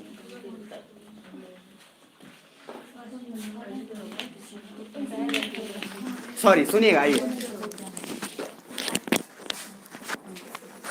अच्छा, मैंने ट्रांसलेशन का जो आप लोगों को दिया था, एक लिंक भेजा था ट्रांसलेट करने का, कौन कौन डाउनलोड कर लिए हैं? चलिए ठीक है, खैर कोई बात नहीं। सुनिएगा इधर, अभी तक हम लोग पंचमाक्षर तक आ चुके हैं। अब मैंने एक और वर्ड दो बोला था, गद्य और पद्य, लिख लिए हैं? अब जरा ना आप दिखाइएगा मुझे वहीं से, ठीक है? आप दिखाइए राजन, बढ़िया। गजादा जी आप दिखाइए, और प्रिंस पीछे से दिखाइए। हाँ दिखेगा, सब दिखेगा। हाँ नीचे ना, अच्छा ठीक है। कौन दिखाएगा? जैसे दिखाइए आप। चलिए सुनिएगा। हाँ दिखा दीजिए। हाँ बढ़िया यार, इसमें मतलब जो लोग लिखे होंगे कुछ लोग ऐसे लिखे होंगे। पहले पंचमाक्षर नियम में किसी को प्रॉब्लम नहीं है ना, तो लिख लेना। अब यहाँ समझ लें, कुछ लोग ऐसे लिखे होंगे, पहले देख लीजिए जिनका मैं देख रहा हूँ। बस कुछ लोग लिखेंगे, कुछ लोग नहीं लिखे, मैंने बोला कुछ लोग, तो ये भैया गद। तो आप हिंदी में देखिएगा, और कमाल की बात है आज तक सब लिखते आए हैं, तो हंसिएगा नहीं, अपने आप पे हंसिएगा और मजे लीजिएगा अपने आप पे हंस के कि हम जो हिंदी पढ़ रहे थे तो आज तक गद्य को गध बोल रहे थे। अब सुनिएगा, आपने लिखा हम हिंदी साहित्य का गध पढ़ रहे हैं, अब हम हिंदी साहित्य का पद पढ़ रहे हैं, तो पद भी ऐसे लिखा होगा। अब सुनिएगा, अब कुछ लोग बोलेंगे कि हमको अंडर एस्टिमेट कर दिया आप। हम ऐसे लिखे भाई, आप हम पे भी तो आइए। कुछ लोग ऐसे लिखे होंगे, कुछ लोग बोले हम, सुनिएगा, कुछ लोग ऐसे दिए होंगे तो यहाँ पे ऐसे कर दिए, और कुछ लोग ऐसे लिखे होंगे। सुनिएगा, अरे मैंने बोला नहीं लिखे हो तो क्या टेंशन ले रहे हो। और कुछ लोग और होते हैं वो ऐसे लिखेंगे, सुनिएगा, मतलब मैं आपको जनरल बात बता रहा हूं। अब देखो, अब आप कौन सी कैटेगरी में हो आप जानिए। हमने जिसका देखा है, सुनिए ध्यान से, आज तक ईमानदारी से बोल रहा हूं, ज्यादातर लोग, आप हो नहीं हो मैं नहीं बोल रहा, यही लिखते आए हैं। यस और नो? ज्यादातर लोग को आप देखा होंगे तो, और ज्यादातर लोग में भी यही लिखते हैं। अब सुनिएगा जरा, ये इतना बड़ा मिस्टेक है कि हिंदी ऑप्शनल का जब आप कॉपी चेक करेगा ना जो एग्जामिनर, वो चेक करते समय साहब माथा पीटेगा और वो कसम से इतना गाली देगा कि हिंदी को इसने ना ऐसी की तैसी करके रखी है, मत करिएगा। अब क्या करना है सुनिएगा। देखिए आप प्रोनाउंसिएशन पे आप देखना, अब मैं बता रहा हूं तो आप सुन लो। मैंने बोला गद्य, उसको गद्य बोलते हैं, गध नहीं। ध अलग है, धातु ये अलग आ रहा है। मैंने बोला गद्य, ये अलग आ रहा है। इसमें पूरा धा आ रहा है क्या? नहीं आ रहा है। तो इसको लिखने का सुनिएगा एक तरीका, ये जो है ये तो आप लिख सकते हैं, लेकिन सिंपल तरीका उतना लंबा लिखने से बचने के लिए आप एक लाइन ऐसे खींचिए और ऐसे लिखिए। तो ये क्यों? इसके पीछे भी नियम है। नियम ये है क्योंकि ये जो प्रोनाउंसिएशन आ रहा है उसमें द का ये वाला आ रहा है, द के साथ य का, द के साथ क्या आ रहा है? य। तो इसके बाद से क्या गध लिखिएगा, और उसी तरीके से पद लिखना है तो क्या ऐसे करके खींचिए और ऐसे लिखिए। अरे समझ आ रहा है? ईमानदारी से बताना आज तक कितने का सही है कितने का नहीं है, अपने पे सोचना, ठीक है? और सुनिएगा ध्यान से, इसको बोलते हैं गद्य और इसको बोलते हैं पद्य। तो ये दिमाग में रखिएगा, गध नहीं है, नहीं तो लिखिएगा हिंदी साहित्य का हम गध पढ़ रहे हैं, ठीक है? अब मैंने आज आपको कुछ सीखने को कुछ मिला है, समझिएगा। कल मैंने कहानी पढ़ने के लिए दिया था, कितने लोग पढ़े? ईद वाला भी पढ़े और बुढ़िया। ठीक है, जो दोनों पढ़े हैं वो हाथ खड़े करिए। दोनों दोनों एक पढ़े हैं, जो बूढ़ी काकी पढ़े हैं, बूढ़ी काकी, सब बूढ़ी काकी जो पढ़े हैं हाथ खड़े करिए। चलिए बहुत बढ़िया। तो अब आते हैं, थोड़ा सा ये वाला पार्ट पहले हो गया। अब हिंदी का साहित्य जो मैंने आपको जो उसमें दिया है ना, उसके सिलेबस के डिस्कशन हम कर लेंगे, बट अभी चिंता मत करिएगा। अब मुझे एक बात बताना, इस विचार से 2-3 बातें समझ के, हिंदी का सिलेबस यार बहुत छोटा है, आराम से 2 से 2.5 महीने में बहुत बढ़िया से कवर होता है। और एक बार कवर कर लिए, एक बार ले लिया, पढ़ लो एक बार, उसके बाद आपको मेरी भी जरूरत नहीं है, किसी की जरूरत नहीं है, और मेरे पढ़ाने के बाद तो और आपको जरूरत नहीं पड़ेगी, क्योंकि मैं ऐसे ही हर सिलेबस को आपको मतलब 3 से 5 बार तो क्लास में रिपीट कराता हूँ। यस और नो? जो लोग पढ़े हैं। तो आप एक बात को दिमाग में रखिएगा, बाकी साहब मर्जी आपकी है, लेकिन हाँ मैं बोलूंगा कि नहीं यार, सामने वाला AK-47 लेकर आया है तो आप भी AK-47 लेकर जाइए, नहीं तो वहां पे तीसमार खा बैठे हैं और आप बोलेंगे नहीं हम लाठिए लेके जाएंगे। तो वही बात है, IAS बनने चले थे और बाद में ग्रुप D पे आए और मार रहे पड़ता। देखिए रेलवे वाले केस करे कुछ करे, बट हम पे वो रेलवे में ज्यादातर बोलता हूँ, लेकिन भाई बिना रेलवे के तो काम हो नहीं सकता, तो विथ रिस्पेक्ट में बोल रहा हूँ। लेकिन दूसरा ये भी बोल रहा हूँ, सोच हमेशा हाई रखिए, भले ही गिरिए पढ़िए। और मैंने बोला ना, 1 साल IAS का सिलेबस बढ़िया से पढ़ लेना, जिंदगी में किसी चीज की जरूरत आपको नहीं पड़ेगी, मेरा मतलब दावा है। और 1 साल मतलब 1 साल। अब आते हैं थोड़ा सा आगे, कल की कहानी पढ़ी बूढ़ी काकी, कितनों को अच्छा लगा? यस और नो? अब मैं एक बात बताता हूँ, सुनते जाइएगा, मैं उसी पे अब आऊंगा, अब उसी को सिलेबस से कनेक्ट करूंगा। पहली बात 2 पार्ट है उसमें, ठीक है ना?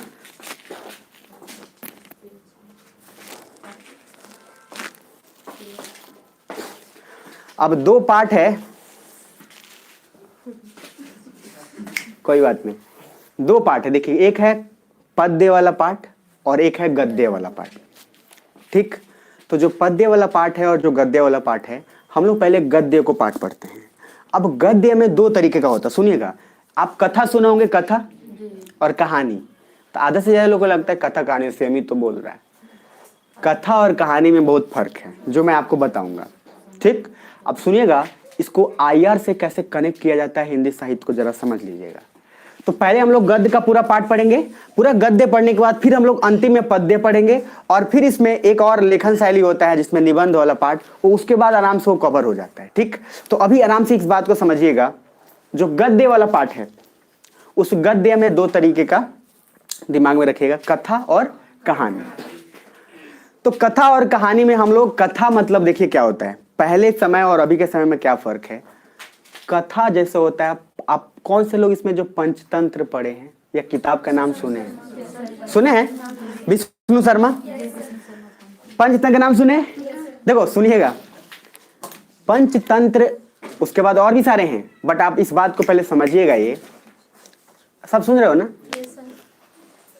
कथा जो होता है उसमें ना दादा जो लोग सुनाते हैं, जैसे सुनाएंगे और बाद में बोलेंगे बेटा क्या सीखने को मिला और बच्चा भी सुन रहा हो तो कहता है हरामखोर है, बिना पूछे मानेगा नहीं कि लास्ट में, मतलब लास्ट में सीखने को क्या, इससे क्या शिक्षा मिला बेटा, और बेटा भी सोच रहा है नहीं बताएंगे तो छोड़ेगा नहीं। अब मान लो वो बोला, जैसे ही दादाजी बोले एक राजा था, उसकी 2 रानियां थी अब बच्चा ना लास्ट में जब पूछेगा, गार्जियन पूछे क्या सीखे, तो बोलेगा एक राजा था जिसकी 2 रानी थी तो हम भी रखेंगे 2 रानी अब सुनिएगा, अब जैसे ही बोलेगा दादाजी बोलेंगे हट बुर्बक, क्योंकि वो थोपना चाहते हैं कि नहीं ये गलत है। क्या है ये? तो आप शिक्षा यहाँ दे रहे हो, थोप रहे हो, संस्कार दे रहे हो कि नहीं तुम्हें ये नहीं करना ये करना, और भाई बच्चे के दिमाग में तो यही बैठा हुआ है कि 2 रानियां थी अब वो क्या सोच रहा है, कहानी गया तेल लेने, 2 रानी थी दिमाग में रखा है समझिएगा। तो मेरा कहने का मतलब ये है कि जब कथा का बात हो तो वहां पे आपको क्या शिक्षा मिला, ये इस पे बहुत, और गार्जियन लोग बोल रहे होते बेटा सिगरेट नहीं पीना चाहिए, बेटा बोलेगा जी, उधर जाएगा तो वो थोप रहे हैं कि नहीं पीना चाहिए, लेकिन कहानी क्या होता है देखिएगा, कहानी होता है जो आपको बूढ़ी काकी मैंने पढ़वाया तो हृदय परिवर्तन हो गया आपका 5 मिनट के लिए। अरे ऐसा कोई पत्थर दिल भी है क्या जो उस कहानी को पढ़ने के बाद जिसका दिल नहीं पड़ा। साहित्य में सबसे कमाल की बातें होती है कि जब कोई आदमी पढ़ता है तो जो पहले था उससे काफी अलग हो जाता है पढ़ने के बाद, इसी को साहित्य बोलते हैं। मेरी बात समझ में आ रही है? अरे समझ आ रही है? उस कहानी ने क्या किया, उसमें किसी ने आपको शिक्षा नहीं पूछा, किसी ने थोपा भी नहीं कि बेटा तुमने क्या, कहानी के माध्यम से आपका मन को ऐसा बदल दिया गया कि खुद आप अच्छे हो गए और समाज को अपने आप अच्छा कर दिए। तो यहाँ गार्जियन या यहाँ दादा मामा फूफा को थोपने की जरूरत पड़ी क्या? नहीं, यहाँ ऑटोमेटिक हो गया। मेरी बात समझ आ रही है? तो कहानी का ये फायदा है। अब आपको एक बात बताता हूं, कहानी की उत्पत्ति हुई थी, सुनिएगा, कथा भारत में बहुत पहले से चला आ रहा है, लेकिन कहानी की उत्पत्ति बाद में हुई। बाद में हुई क्यों? इंडिया में बाद में हुई। आयर पढ़ाया था मैंने क्या बोला था कि चर्च जो था, सुनिएगा, वो क्या अपनी अपनी बातें थोपता था, जैसा है वैसा बोला था मैंने। लोग परेशान हो चुके थे। सुनो, चर्च जो बाइबल है ना, जो चर्च बाइबल के प्रथम अध्याय, मैंने बोला मैं बाइबल, कुरान और रामायण सब पढ़ा हूं, मैं बता रहा हूं, और उस कहानी भी है। बाइबल के फर्स्ट अध्याय में लिखा है, सुनिएगा, कि 2 भगवान ने एक इंसान को जन्म दिया। उसमें लिखा है, समझिए कैसे लिखा है, एडम उसका नाम रखा गया, बस समझिएगा। एडम ने क्या हुआ, बेचारा अकेला जन्म लिया तो थोड़ा बोर हो रहा था, तो भगवान सोचे कि यार अकेले पता नहीं लोनलीनेस इससे बर्दाश्त नहीं होगा, तो उन्होंने उसके पसली से उसने एक ईव को जन्म दिया। एक ईव, ठीक, बोले कि दोनों ठीक है, साथ साथ रहो, आराम से मजे करो। लेकिन एक भगवान ने बोला कि उसमें वर्ड यूज किया गया है Eden garden. Eden garden Kolkata वाला नहीं, स्वर्ग लोक को बोला गया है। गार्डन मतलब गार्डन ऑफ ईडन, स्वर्ग लोक। तो उस बाइबल में बोला गया, सुन रहे हो सब ना, बोला ही गया कि तुम लोग मजे करो स्वर्ग में, कोई तकलीफ तुमको नहीं होगी, लेकिन वर्जित फल मत चखना। तो वर्जित फल का सिंबल क्या था? कटा हुआ आधा एप्पल, जो एप्पल का लोगो है, जो आईफोन का लोगो है। सुनिएगा ध्यान से पहले। तो वर्जित फल क्या बोले कि नहीं चखना, और वर्जित फल का सिंबल बोला कि ये पूरा स्वर्ग लोक है, गार्डन है पूरा, एकदम हर कुछ खाओ, मस्त करो, मतलब मस्त रहो अपना, लेकिन वर्जित फल, और वर्जित फल का सिंबल था आधा कटा हुआ सेव, जो आईफोन का ट्रेडमार्क है। अब सुनिएगा वो क्यों आया, बाद में आपको आ जाएगा, लेकिन कहा यह जाता है कि उसमें लिखा हुआ आगे कि ईव ने उकसाया किसको? एडम को। तो उसमें बोला यह गया था कि वर्जित फल नहीं चखना है, और वर्जित फल को 2 लोग, कुछ लोग बोले ज्ञान और कुछ लोग बोले सेक्स, इसी दोनों में से 2 चीज था। अब इस बात को ईव ने जैसे उकसाया, एडम ने ये गलती करी और उसके बाद भगवान ने सीधा बोला, हरामखोर, तुम लोग इस जन्नत में, स्वर्ग लोक में रहने के लायक नहीं हो, तो तुम लोग को उठा के पृथ्वी पर भेज दिए। तो क्रिश्चियन इसीलिए मानता है कि इंसान अपने जो है वो जी रहा है, वो अपने पाप का कर्म भोग रहा है। यही इंटरनेशनल रिलेशन में यूरोप में सब चर्च बोल बोल के सबको परेशान कर दिया था मिडियवल मध्यकाल में कि तुम लोग पापी हो, इंसान पापी है, ये सब कुछ है। इसे लोग सुन के परेशान हो गए थे। और मैंने बोला था आपको, उसके बाद नव जागरण, रेनाइसेंस उसके बाद वहां होना शुरू किया, जहां धर्म और राजनीति अलग होने लगी और इंसान खुद को समझने लगा कि नहीं यार, हम पापी नहीं हैं। आप देखो कैसे आयर का कनेक्ट साहित्य से है। मेरी बात समझ में आ रही है आपको? और उसमें एक कथा का शुरुआत या कहानी की शुरुआत, एक नाम है एडलर पो। उन्होंने उन्होंने लाइफ अपनी जी मात्र 40 साल, और उस 40 साल में उन्होंने कहानी की शुरुआत करी थी यूरोप से, जो अमेरिका के थे। तो कहानी की शुरुआत भारत में नहीं हुई है, वो कहां से हुई है? यूरोप से। यूरोप आप उसमें समझ के वहां से स्टार्ट हुई। और ये बाइबल का जेनेसिस, इसीलिए सुनो, लेकिन जब पृथ्वी पर अभी भेजे, कंप्लीट नहीं हुआ, अभी सुनना, जब पृथ्वी पर भेजे किसको नाम बताना? आदम और ईव को। तो फिर भगवान बोले कि यार है तो मेरा ही बच्चा ना, वहां रहेगा कैसे बेचारा, लल्ला। तो भगवान ने एक दिन में सूरज बनाया, एक दिन में चांद, फिर एक दिन में पेड़ पौधे, एक दिन में उत्पत्ति, ये सब कुछ, मतलब 6 दिन में पूरी दुनिया उन्होंने बना दी। और 7वां दिन कुछ नहीं। इसीलिए क्रिश्चियनिटी में 7वां दिन का वीक शुरू हुआ और 7वें दिन का कॉन्सेप्ट शुरू हुआ है क्रिश्चियनिटी में। और यही क्रिश्चियनिटी यूरोपियन से फिर हम लोग तक पहुंचा, जहां 7 दिन हम लोग होलीडे मनाते हैं, 7वां दिन। मेरी बात समझ में आ रही है? तो ये बाइबल के फर्स्ट जेनेसिस में लिखा है, मतलब पहला अध्याय में। तो ये पूरा का पूरा कहानी, और क्रिश्चियनिटी ऐसा लिखा था और चर्च लोग अपने हिसाब से थोपता था। जो लोग परेशान हो गए थे, नवजागरण किए, और नवजागरण के बाद तो आपको पता ही है, उसके बाद इंडस्ट्रियल रिवॉल्यूशन हुआ। इंडस्ट्रियल रिवॉल्यूशन के बाद देश अपना, यानी कि इंसान पहचानने लगा कि अपने आप को कि नहीं यार हम पापी। और आप जो कहानी बूढ़ी काकी पढ़े थे, उसमें एक शब्द बार बार आया हुआ, यथार्थवाद आ रहा था। जो लोग पढ़े होंगे, जो लोग नहीं पढ़ेंगे तो बोले हाँ आया होगा हमको क्या, यथार्थवाद आया था। सुनना, आप 2 मिनट और समझ लेना, क्लास को पूरा एकदम अच्छे से कवर करेंगे। मैं आपको बस अभी बेसिक बता दूंगा कितना मजा है, पर्सनालिटी क्यों बदल जाता है इस कोर्स के बाद, उसका कारण है। आप यकीन बताना, उस कहानी के बाद आपकी जो मन स्थिति होगी, जो आपका मन होगा, वो सडनली कम से कम इस बात के लिए जरूर होगा कि बुढ़िया लोगों का इज्जत कम से कम करना चाहिए। यस और नो? कहानी ने क्या किया? उसने थोपा कि आप पे कि इज्जत करनी चाहिए, नहीं, लेकिन कथा में थोपा जाता है कि तुमको ऐसा करना चाहिए, लेकिन कहानी में थोपा, कहानी ही ऐसी लिखी गई कि आपका जो हृदय परिवर्तन हो गया और आप अपने आप इज्जत करना सीख गए। मेरी बात समझ में आ रही है? तो उसमें यथार्थवाद क्या है? उसको बोलते हैं रियलिज्म। एक होता है यथार्थवाद और एक होता है आइडियलिज्म। समझिएगा, आदर्शवाद। ये दोनों का मैं भी समझा देता हूं, चिंता नहीं करने का, क्योंकि ये दोनों वर्ड आपके पूरे हिंदी साहित्य में आने वाले, इसलिए मैं पहले इसको बताता हूं।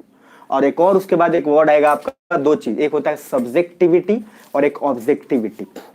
ये दोनों समझा दूंगा आपको बहुत अच्छे से, क्योंकि फिलॉसफी में भी पूरा इंक्लूडेड है। ये पूरा का पूरा साइकोलॉजी कवर करता है, सोशियोलॉजी, और फिर हिंदी साहित्य में आता है। तो अगर मैं सच्ची बात बताऊं तो हिंदी साहित्य जो आपको पढ़ाऊंगा उसमें आपका 3 चीज ऑलरेडी कंप्लीट होगा, मोर देन 50% पीजी तक।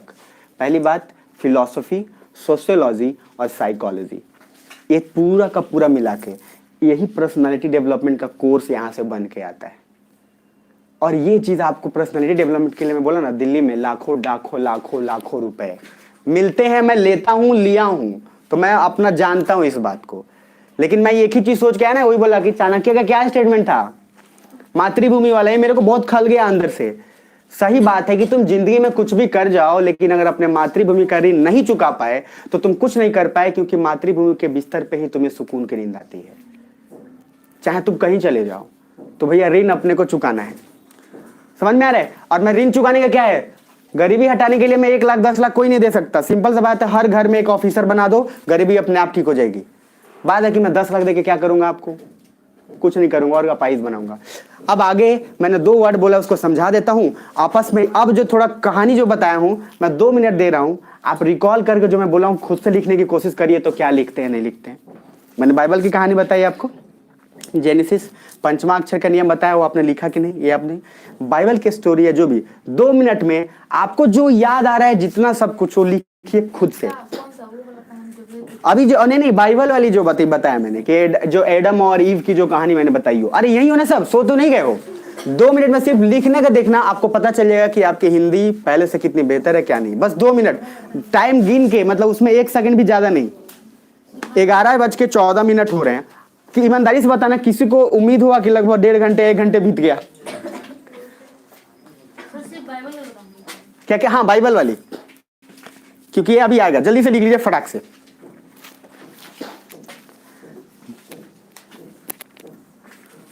खुद से लिखिएगा, खुद से, बाइबल की।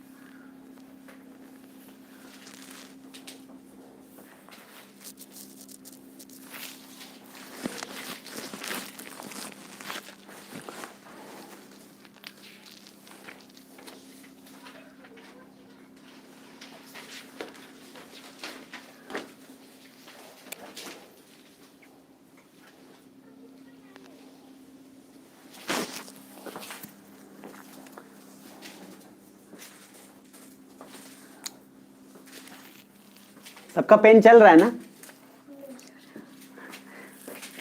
किसी किसी का नहीं भी चल रहा होगा, किसी किसी का चल रहा होगा। लेकिन हाँ, वक्त अगर मिल जाए तो इस कहानी को लिखा जा सकता है। हाँ या ना?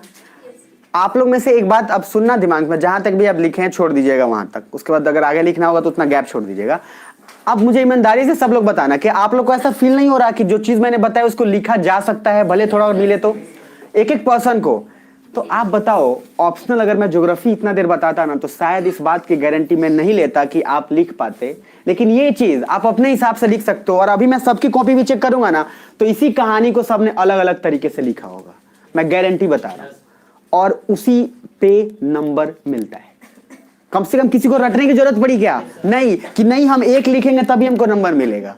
साहब आप अपने हिसाब से लिखे, आपको बेहतर नंबर मिला। यही ब्यूटी है हिंदी का। मेरी बात समझ में आ रही है? बाकी क्या इसमें कौन रॉकेट साइंस है? क्या है? रॉकेट साइंस नहीं है यार। और इसीलिए मेंस में जो लोग ऑप्शनल जब ये सब प्लानिंग करके नहीं लेते हैं ना, मुंह की खाते हैं और वापस आके फिर वही बोले ना 29 साल हो जाएगा, बाल उड़े पड़े सब। शादी घर वाले बोले शादी कब करेगा? नहीं करना, जब तक नहीं निकलेगा तब तो गांव में एक वर्ड यूज होता है ना, जिसकी शादी नहीं होती है उसको अब मैं वर्ड यूज नहीं करूंगा। लोग चिल्लाते रहते हैं, जहां पूछे का हो कब शादी करता रहो, अरे भाई इसको कुछ और मतलब नहीं है। बात समझ आ रही है? वो इंसान को एक्साइटमेंट चाहिए तो कुछ मिलता नहीं है, और आपको चिढ़ाने के लिए कोई चाहिए तो शादी नहीं हो। मैं बोलना ये चाहता हूं, सुनिएगा, 1 साल प्लानिंग करके कर लो ना यार, क्यों बार बार भटक रहे हो कि हम वो भी कर लेंगे वो भी कर लेंगे। 1 साल ठहर नहीं जो सकता उसका एग्जाम कभी निकलेगा ही नहीं। 1 साल बस ठहर जाओ और सिलेबस खाली कंप्लीट करके जाओ। मैं बता रहा हूं आपकी पर्सनालिटी चेंज हो जाएगी। ये जरूरी नहीं कि आपको मेरे पास आना नहीं आना है, लेकिन हाँ, इधर के माहौल में मैं एक बात जरूर कह सकता हूँ कि मेरे पास आना जबरदस्ती है। क्यों? क्योंकि अगर कुछ अच्छा इधर हुआ रहता तो रिजल्ट तो पहले आया होता ना यार। रिजल्ट तो आना चाहिए था ना, मतलब 10-15 साल से टीचर लोग पढ़ा रहे हैं तो आना तो चाहिए था। मुझे नहीं पता कौन क्या है नहीं है, मुझे उससे कोई मतलब नहीं है, लेकिन कुछ तो गड़बड़ है कि रिजल्ट नहीं आ रहा है बीपीएससी में। तो ये दिमाग में रखिएगा। इसके बाद अब मैंने 2 वर्ड यहाँ बोला है, इसको मैं समझा देता हूँ और उसके बाद फिर इसको मैं एंड करूंगा। पहले समझिएगा, किसी को अभी 1 घंटे या 1.5 घंटे बीते हैं, किसी को भी एहसास हुआ है कि बीत गया? अगर जिन किसी को एहसास भी हुआ होगा तो हाँ बोला इसलिए कि किसी किसी का क्लास का इधर 45 मिनट होता है और 45 मिनट नहीं, स्कूल में नहीं होता है। कब घंटी बजे और हरामखोर कब ये जाए। मेरे पास में टीचर को जो बोर कर रहे हैं, स्पेशली मैथ के टीचर, और मैथ वाला भी कसम खा के आ जाता है, बेटा पूरा 2 घंटे पढ़ा के जाऊंगा मैं क्योंकि सिलेबस कंप्लीट करना है। ये समझिएगा। आप ये वर्ड कहानी में सब लोग सुने थे, यथार्थवाद। अरे सुने थे नहीं सुने थे? बार बार प्रेमचंद के पास वो सारा का सारा प्रेमचंद का लिखा हुआ है, बूढ़ी काकी, उसके बाद ईदगाह, आगे और भी बताऊंगा। प्रेमचंद के पास हृदय परिवर्तन का ना फैक्ट्री है।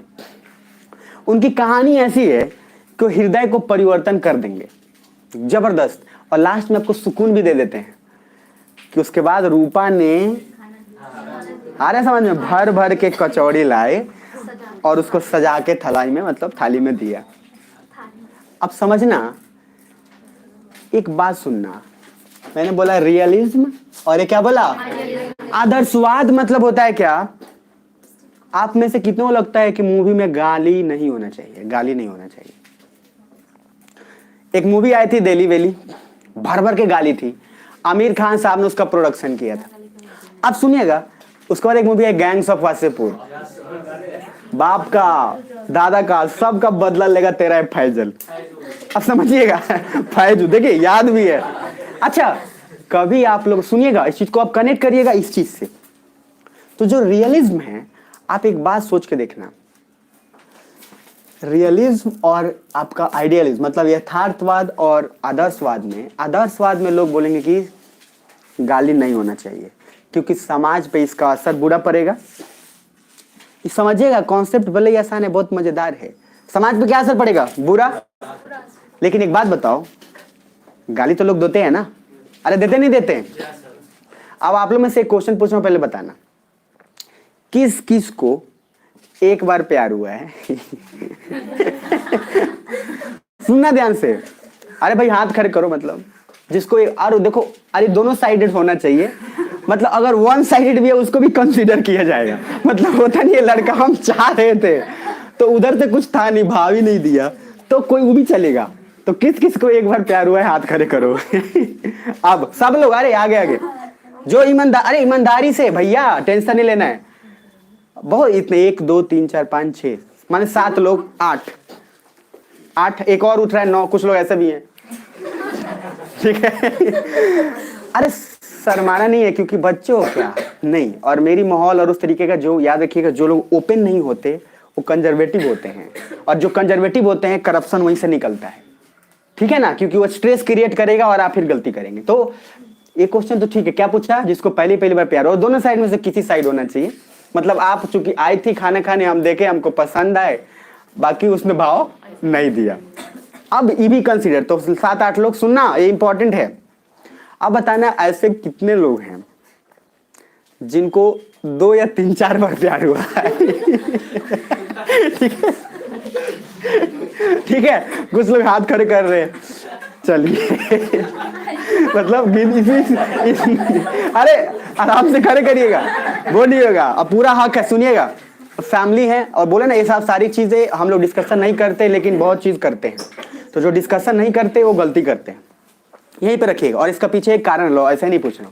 अब मुझे एक बात ऐसे बताना कि कितने सारे ऐसे हैं जिनकी शादी होने के बाद बीवी के अलावा भी और किसी का सोचते हैं तो इसमें मैरिड लोग तो कोई नहीं है, सुनना ध्यान से। लेकिन इधर इधर देखिए, लेकिन रामायण, अरे सुनिएगा, रामायण और साहित्य में क्या लिखा गया? राम सीता सारा कुछ लिखा गया कि राम भगवान, सीता जी पतिव्रता, राम जी पत्नीव्रता लिखा।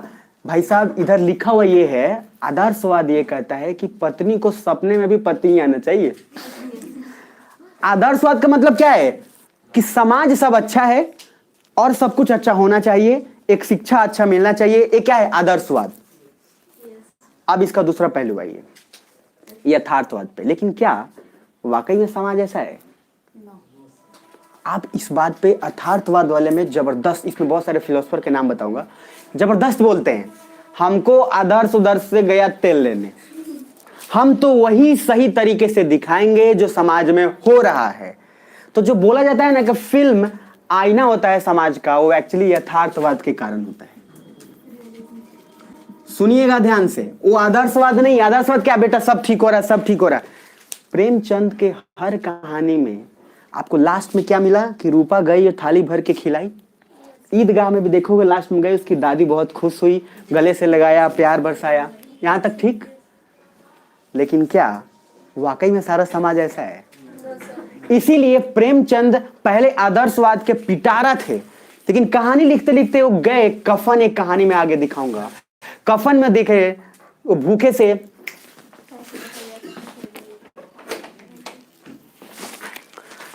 कफन में उनका, सुनिएगा ध्यान से, बोर नहीं हो रहे ना। प्रेमचंद लिखते लिखते सोचे क्या, पहले आदर्शवादी थे प्रेमचंद, इसलिए उनकी हर कहानी ऐसी है जहां पे लास्ट में बता क्या दिया गया कि रूपा गई सब ठीक हो गया। लेकिन कफन में यह बताया गया, उसके बाद कुछ कंक्लूजन ही नहीं दिया गया, क्योंकि प्रेमचंद उस समय तक समझ चुके थे कि समाज को मैं जैसा बनाना चाहता हूं एक्चुअली वैसा अभी हुआ नहीं है। मतलब यथार्थ कुछ अलग है और आदर्श कुछ अलग है। मेरी बात समझ में आ रही है? अब इसी बात को लेकर आप बताइएगा कितने सारे हैं जो गाली वाली मूवी आखिर उस पर लिखा रहता है 18+, देखते तो हैं, लेकिन क्या अगर मान लो जैसे गाली देने का होता है, गाली क्या क्या होता है वो तो हमको बताने की जरूरत नहीं है। जैसे कोई आदमी है जो कमजोर है और मजबूत आदमी उसको मान लो सता रहा है, तो क्या करेगा? वो मार तो नहीं सकता, वो क्या करेगा? थोड़ा दूरी मेंटेन करेगा उसने नहीं, थोड़ा सा दूरी मेंटेन करेगा और उसके बाद मतलब सुरक्षित दूरी मेंटेन करेगा जहां से वो निकल ले, और उसके बाद डैश डैश डैश इसकी ऐसी। यस और नो? तो उसने गाली देके अपना जो है फ्रस्ट्रेशन रिलीज कर दिया। बात समझ में आ रही है? मैं बताता हूँ, आप लोग में से बताया ना कितने लोग हैं जो गाली आज तक एक भी बार नहीं दी है अब सोच के देखो, सोचिए समाज क्या बनाना चाहते हैं आप? आदर्शवाद। यहाँ पे सबको गाली आता है।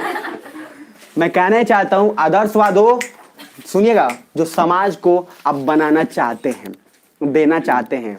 लेकिन साम्यवाद, सॉरी, जो आपका रियलिज्म है, यथार्थवाद, वो आईना है। इसीलिए मूवी में जो दिखाया जाता है, आप क्या उसमें 18+ लिखा है, उसमें लिखा है कि 18+ के कम लोग नहीं देख पाएंगे।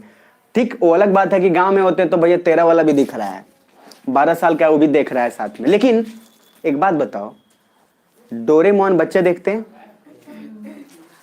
आप लोग डोरेमोन देखते हो क्या? अब कुछ लोग में से जो डोरेमोन देखते होंगे समझना वो बड़े नहीं हुए।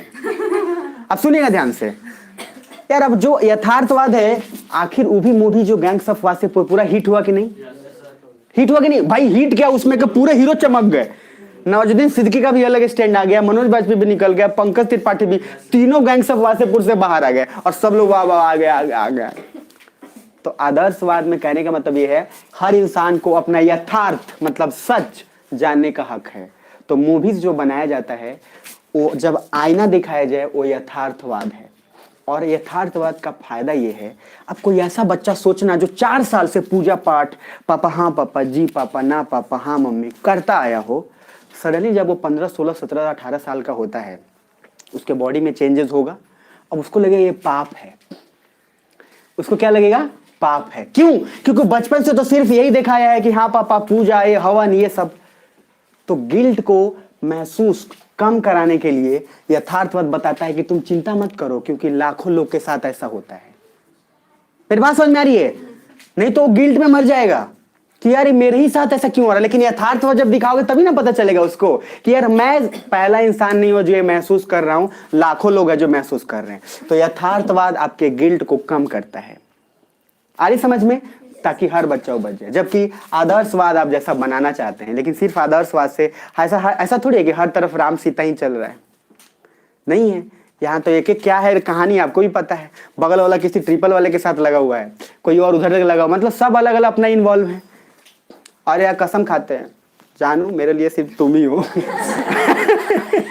हम सिर्फ तुम्हारे लिए हैं, हम सिर्फ तुम्हारे ऐसा नहीं, और पीछे और किसी के ऐसा ना हो और ये क्या है जो हमें डिस्कशन कर रहे हैं, हम डिस्कशन नहीं करते, हम चाहते हैं समाज आदर्श हो, लेकिन सच्चाई तो है ना। अरे हाँ है ना।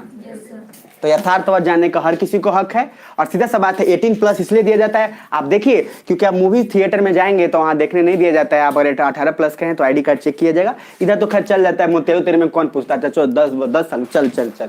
लेकिन उधर मुंबई वगैरह में क्या है, जहां पे प्रॉपर है वहां आईडी कार्ड चेक किया जाता है, प्रॉपर तरीके से दिया जाता है। तो भैया आप 18 साल के, अब 18 साल के ऊपर का जो है जरूरी थोड़ी है कि हमेशा खाली डोरेमोन देखता रहेगा। उसको हक है अपना सच जाने का। अपना लॉगिन करिए। अब आपको ओटीटी पे, जैसे आप लोग अभी अमेजन प्राइम और ये सब जो चला है खूब, तो भर भर के उसमें गाली है, भर भर के गाली, भर भर के सब कुछ है। लेकिन उसमें एक लॉगिन करते समय आपका एज आइडेंटिफाई करना पड़ता है, आपको कंसेंट देना पड़ता है, परमिशन की, यू आर 18+, तभी वो लॉगिन होता है। तो भैया आप 18+ है तो देखिए, नहीं तो मत देखिए। लेकिन यथार्थ जाने का हक तो मैं बोलना चाहता हूं, यथार्थवाद मतलब आईना, समाज का आईना, उस मूवी उसके माध्यम से आपको बताता है। और ये क्या है, आदर्शवाद, मतलब हम जैसा चाहते हैं। जैसे आप चाहते हैं कि हर तरफ राम सीता हो, बीवी के सपने में भी राम है, राम के सपने में सीता है, ठीक है।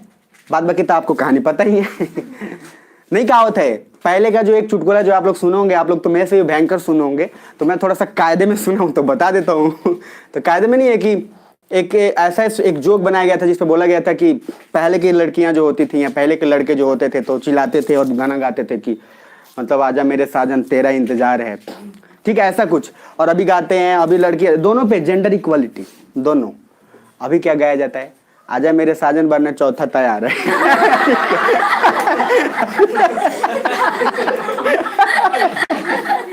तो भैया ये देखिए, ये क्या है। अब आप सब हंस रहे हैं, बत्तीसी फार, मतलब आप जानते हैं सुनिए, नहीं तो सुनिए, तो ये क्या है, यथार्थवाद।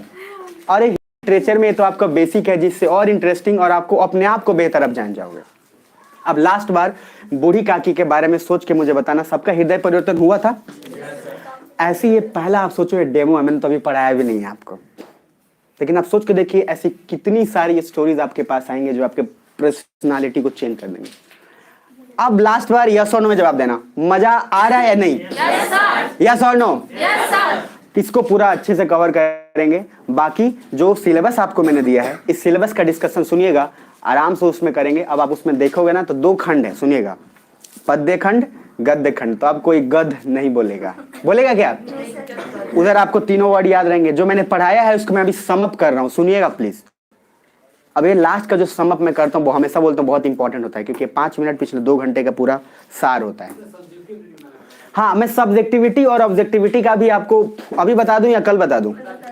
बता दूं अभी? तो चलो बता देता हूं, क्योंकि ये देखना और फिलॉसफी से थोड़ा अलग है, तो थोड़ा पेशेंस मान लीजिएगा।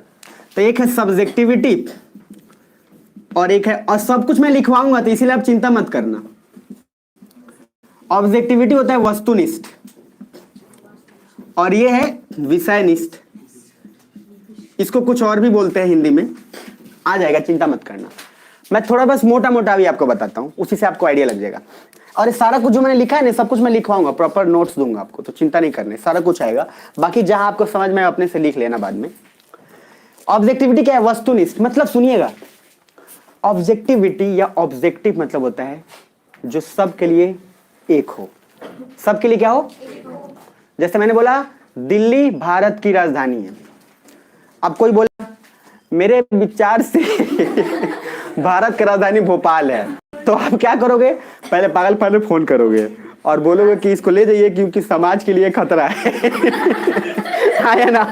तो पहले इसको दूर करिए, क्योंकि वो भी हमारा धार्मिक कर्म है कि ऐसे लोग इसमें ना। अरे सुनिए, जो सब माने वो ऑब्जेक्टिव है। क्या हो गया? जो सब माने वो क्या है? ऑब्जेक्टिविटी। और जो लोग बोलते हैं ना मेरे विचार में, तो वो है सब्जेक्टिव। मतलब सीधा सा दिमाग में है, इस बात को समझिएगा इधर आराम से। एक ऐसी चीज, मैंने उदाहरण जैसे इलेक्शन में नहीं होता है पान के दुकान पे, तो पान की दुकान पे डिस्कशन होता है, अरे इस बार मोदी आए कि कौन आई रे। अब सुनिएगा, अब एक ने बोला भाई मुझे लगता है मोदी फिर आएगा, मान लो, तो उसने अपना विचार बोला। तो जब कोई सिर्फ अपना विचार बोले, वो तो फिक्स नहीं है सभी के लिए, तो क्या है? और जो वस्तुनिष्ठ क्या है? जो सबके लिए है, मतलब जो सब मानते हैं। जैसे सूरज पूरब की तरफ से उगता है तो सबको मानना पड़ेगा। आप कुछ बोलेंगे मेरे विचार से पश्चिम में उगता है, फिर बोला ना फोन करेंगे। इनको भेजेंगे। अब सुनिएगा जरा इधर इधर। अब आप लोग से एक बात पूछ रहा हूं, आप लोग में से कितनों को ऐसा लगता है, ध्यान से क्वेश्चन का जवाब देना और सबको देना है, कोई शर्माएगा वरमाएगा नहीं, कि सुंदरता देखने वालों के आंख में होता है? कितने लोग को लगता है? हाथ खड़े करना। लगभग लगभग लगभग मानू तो लगभग सब लोग इस बात से राजी कर रहे हैं कि सुंदरता जो है वो देखने वाले के आंख में निर्भर करता है। बढ़िया। कितनों लोगों को ऐसा लगता है कि नहीं, कोई चीज ही ऐसी सुंदर है कि वो सबको अच्छा लगता है? अब दोनों पे आ गया, तो भैया पहले तो हाथ खड़े किए दूसरे वाले पे, आप अभी सब हाथ क्या खड़े किए थे कि सुंदरता तो देखने वाले पे है ना, तो आप दोनों पे खड़े कर दिए, तो कर दिए भाई, डेमोक्रेसी है, राइट है, आप उठा दिए। आप मुझे समझाना सोचिए, जैसे आपने बोला कि सुंदरता देखने वालों के आंख पे निर्भर करती है, तो बात बताना, ताजमहल को छोड़ो, एक एक्टर है हमारे बॉलीवुड में जो दादाजी की उम्र के हैं लेकिन फिर भी लड़कियां लाइन लगी हुई है शादी के लिए। सलमान खान। मुझे बोलने में कोई दादाजी कौन के भाई? अरे 66 भाई, बोलने में कोई दिक्कत नहीं है अपने को, सुनिए। लेकिन फिर भी क्या है, अगर आज वो बोल दें तो लाइन लग जाएंगी, और लगती भी है लड़कियों की, हाय सलमान, ठीक है दादाजी। सब क्या सब नहीं जानते कि वो दादाजी की उम्र के हैं? सब जानते हैं कि 60-70 उम्र का है उनका, लेकिन फिर भी क्या लाइन में लगे हुए? तो आप मुझे बताए ना, देखने वाले की आंख में कहाँ है ये तो उसमें ऐसा क्वालिटी है ना कि सब लोग लाइन में लगे पड़े हैं। तो ये तो वस्तु में ही खुद है। एक एक्ट्रेस के, कैटरीना कैफ के फैन इसमें बहुत सारे होंगे, या किसी भी पर्टिकुलर हीरोइन के, एक हीरोइन के लाखों फैन होते हैं, तो सब कोई कहता है हमको कैटरीना कैफ मिले। तो सब लोग एक ही चीज के पीछे क्यों चला गया? क्योंकि वो वस्तु में निहित है। वस्तु में क्या है? निहित है। सुनिएगा, मैंने क्या बोला? दो चीज। एक बोला जो ऑब्जेक्टिविटी है वस्तुनिष्ठ, और ये विषयनिष्ठ, इसको आत्मनिष्ठ बोलते हैं। मतलब जो हर किसी के मन में खुद का, उसका पर्सनल ओपिनियन है, पर्सनल राय है कि हम चाहते हैं या मेरे हिसाब से मोदी जी आएंगे। मेरी बात समझ आ रही है? देखिए, फिलॉसफी में इस पे खूब तर्क है और किसी ने आज तक क्लियर बता नहीं पाया, तो हम कैसे बताएंगे? तो मतलब हमें समझना क्या है ये, कि सिंपल सा बात है, बात तो दोनों जायज है, हमें बस इसका फर्क समझ के रखना है, क्योंकि ये बार बार आएगा और ये साइकोलॉजी में इस पे बहुत पढ़ाई होता है, बहुत पढ़ा है। तो समझिएगा ध्यान से, वस्तुनिष्ठ मतलब क्या? जो वस्तु में निहित हो। क्या हो? वस्तु में निहित। मतलब सलमान खान चूंकि सुंदर है तो इसलिए लड़कियां लाइन में लगी हैं, तो उसमें उसकी क्वालिटी है। वो मेरी बात समझ में आ रही है? वो देखने वाले की आंख पे डिपेंड कर रहा है क्या? नहीं। ताजमहल सुंदर है ये सब बोलते हैं क्योंकि ताजमहल वाकई सुंदर है, तो उसमें खुद निहित है। वो देखने वाले पे क्या? देखने वाला भी नहीं देखेगा तब भी बोलेगा सुंदर। मेरा समझे? लेकिन इसका दूसरा पहलू भी है, और दूसरा पहलू ये है कि मैंने बोला आत्मनिष्ठ, ये भी पॉसिबल है कि कुछ लोग अब होते नहीं है कि कुछ लोग खुश मिजाज आदमी होते हैं, उनको कुछ भी खिला बोलेगा हाँ मजा आ गया, मजा आ गया। कुछ भी दो, उनको कूड़ा भी दो, कहेंगे वाह क्या कूड़ा था। मतलब कुछ भी खिलाओ वो बोलेंगे वाह मजा। अब कुछ लोग होते हैं मनहूस किस्म के, उनको कितना भी कुछ दो, कैसा भी खाना दो, अंत में बोलेंगे सब ठीक था पर कुछ तो कमी था, हमको पता नहीं है क्या कमी था, लेकिन कुछ तो कमी था। क्योंकि मतलब उनको पता नहीं है कि कुछ कमी था, लेकिन क्या कुछ तो कमी था, हमको पता नहीं है लेकिन था, क्योंकि उनकी हैबिट ऐसी है। अब जैसे एक इंसान है, एक पति पत्नी थी, तो पति ने गया और खाना खाया, तो पति बोला क्या बहुत टेस्टी खाना बना। पत्नी बोली आज मैंने बनाया है तो करे, इसीलिए कह रहा था नमक कम क्यों है। मतलब वो मनहूस आदमी है, उसको कुछ भी उसको मतलब उसको लगा कि उसकी बहन खाना बनाई है तो इसलिए वो खूब बड़ाई किया कि बहुत मस्त खाना बनाया, बहन बनाया क्या, तो बोले नहीं मैंने बनाया, इसलिए कह रहा हूँ नमक कम क्यों है। तो ये हरामखोर पति है।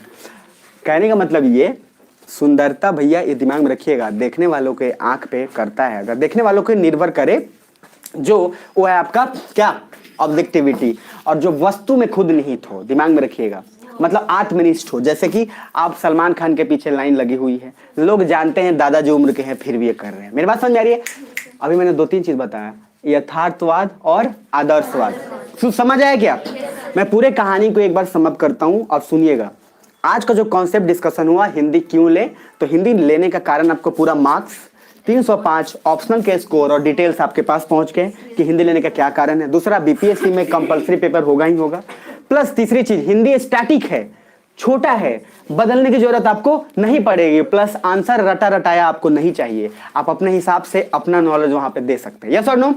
इसके बाद आगे बढ़ते बढ़ते हमने कुछ ये जिक्र किया कि आदर्शवाद यथार्थवाद, जो बूढ़ी काकी का स्टोरी था, वहां पे आपको हर जगह प्रेमचंद की कहानी में यथार्थवाद बहुत यूज होगा हर जगह।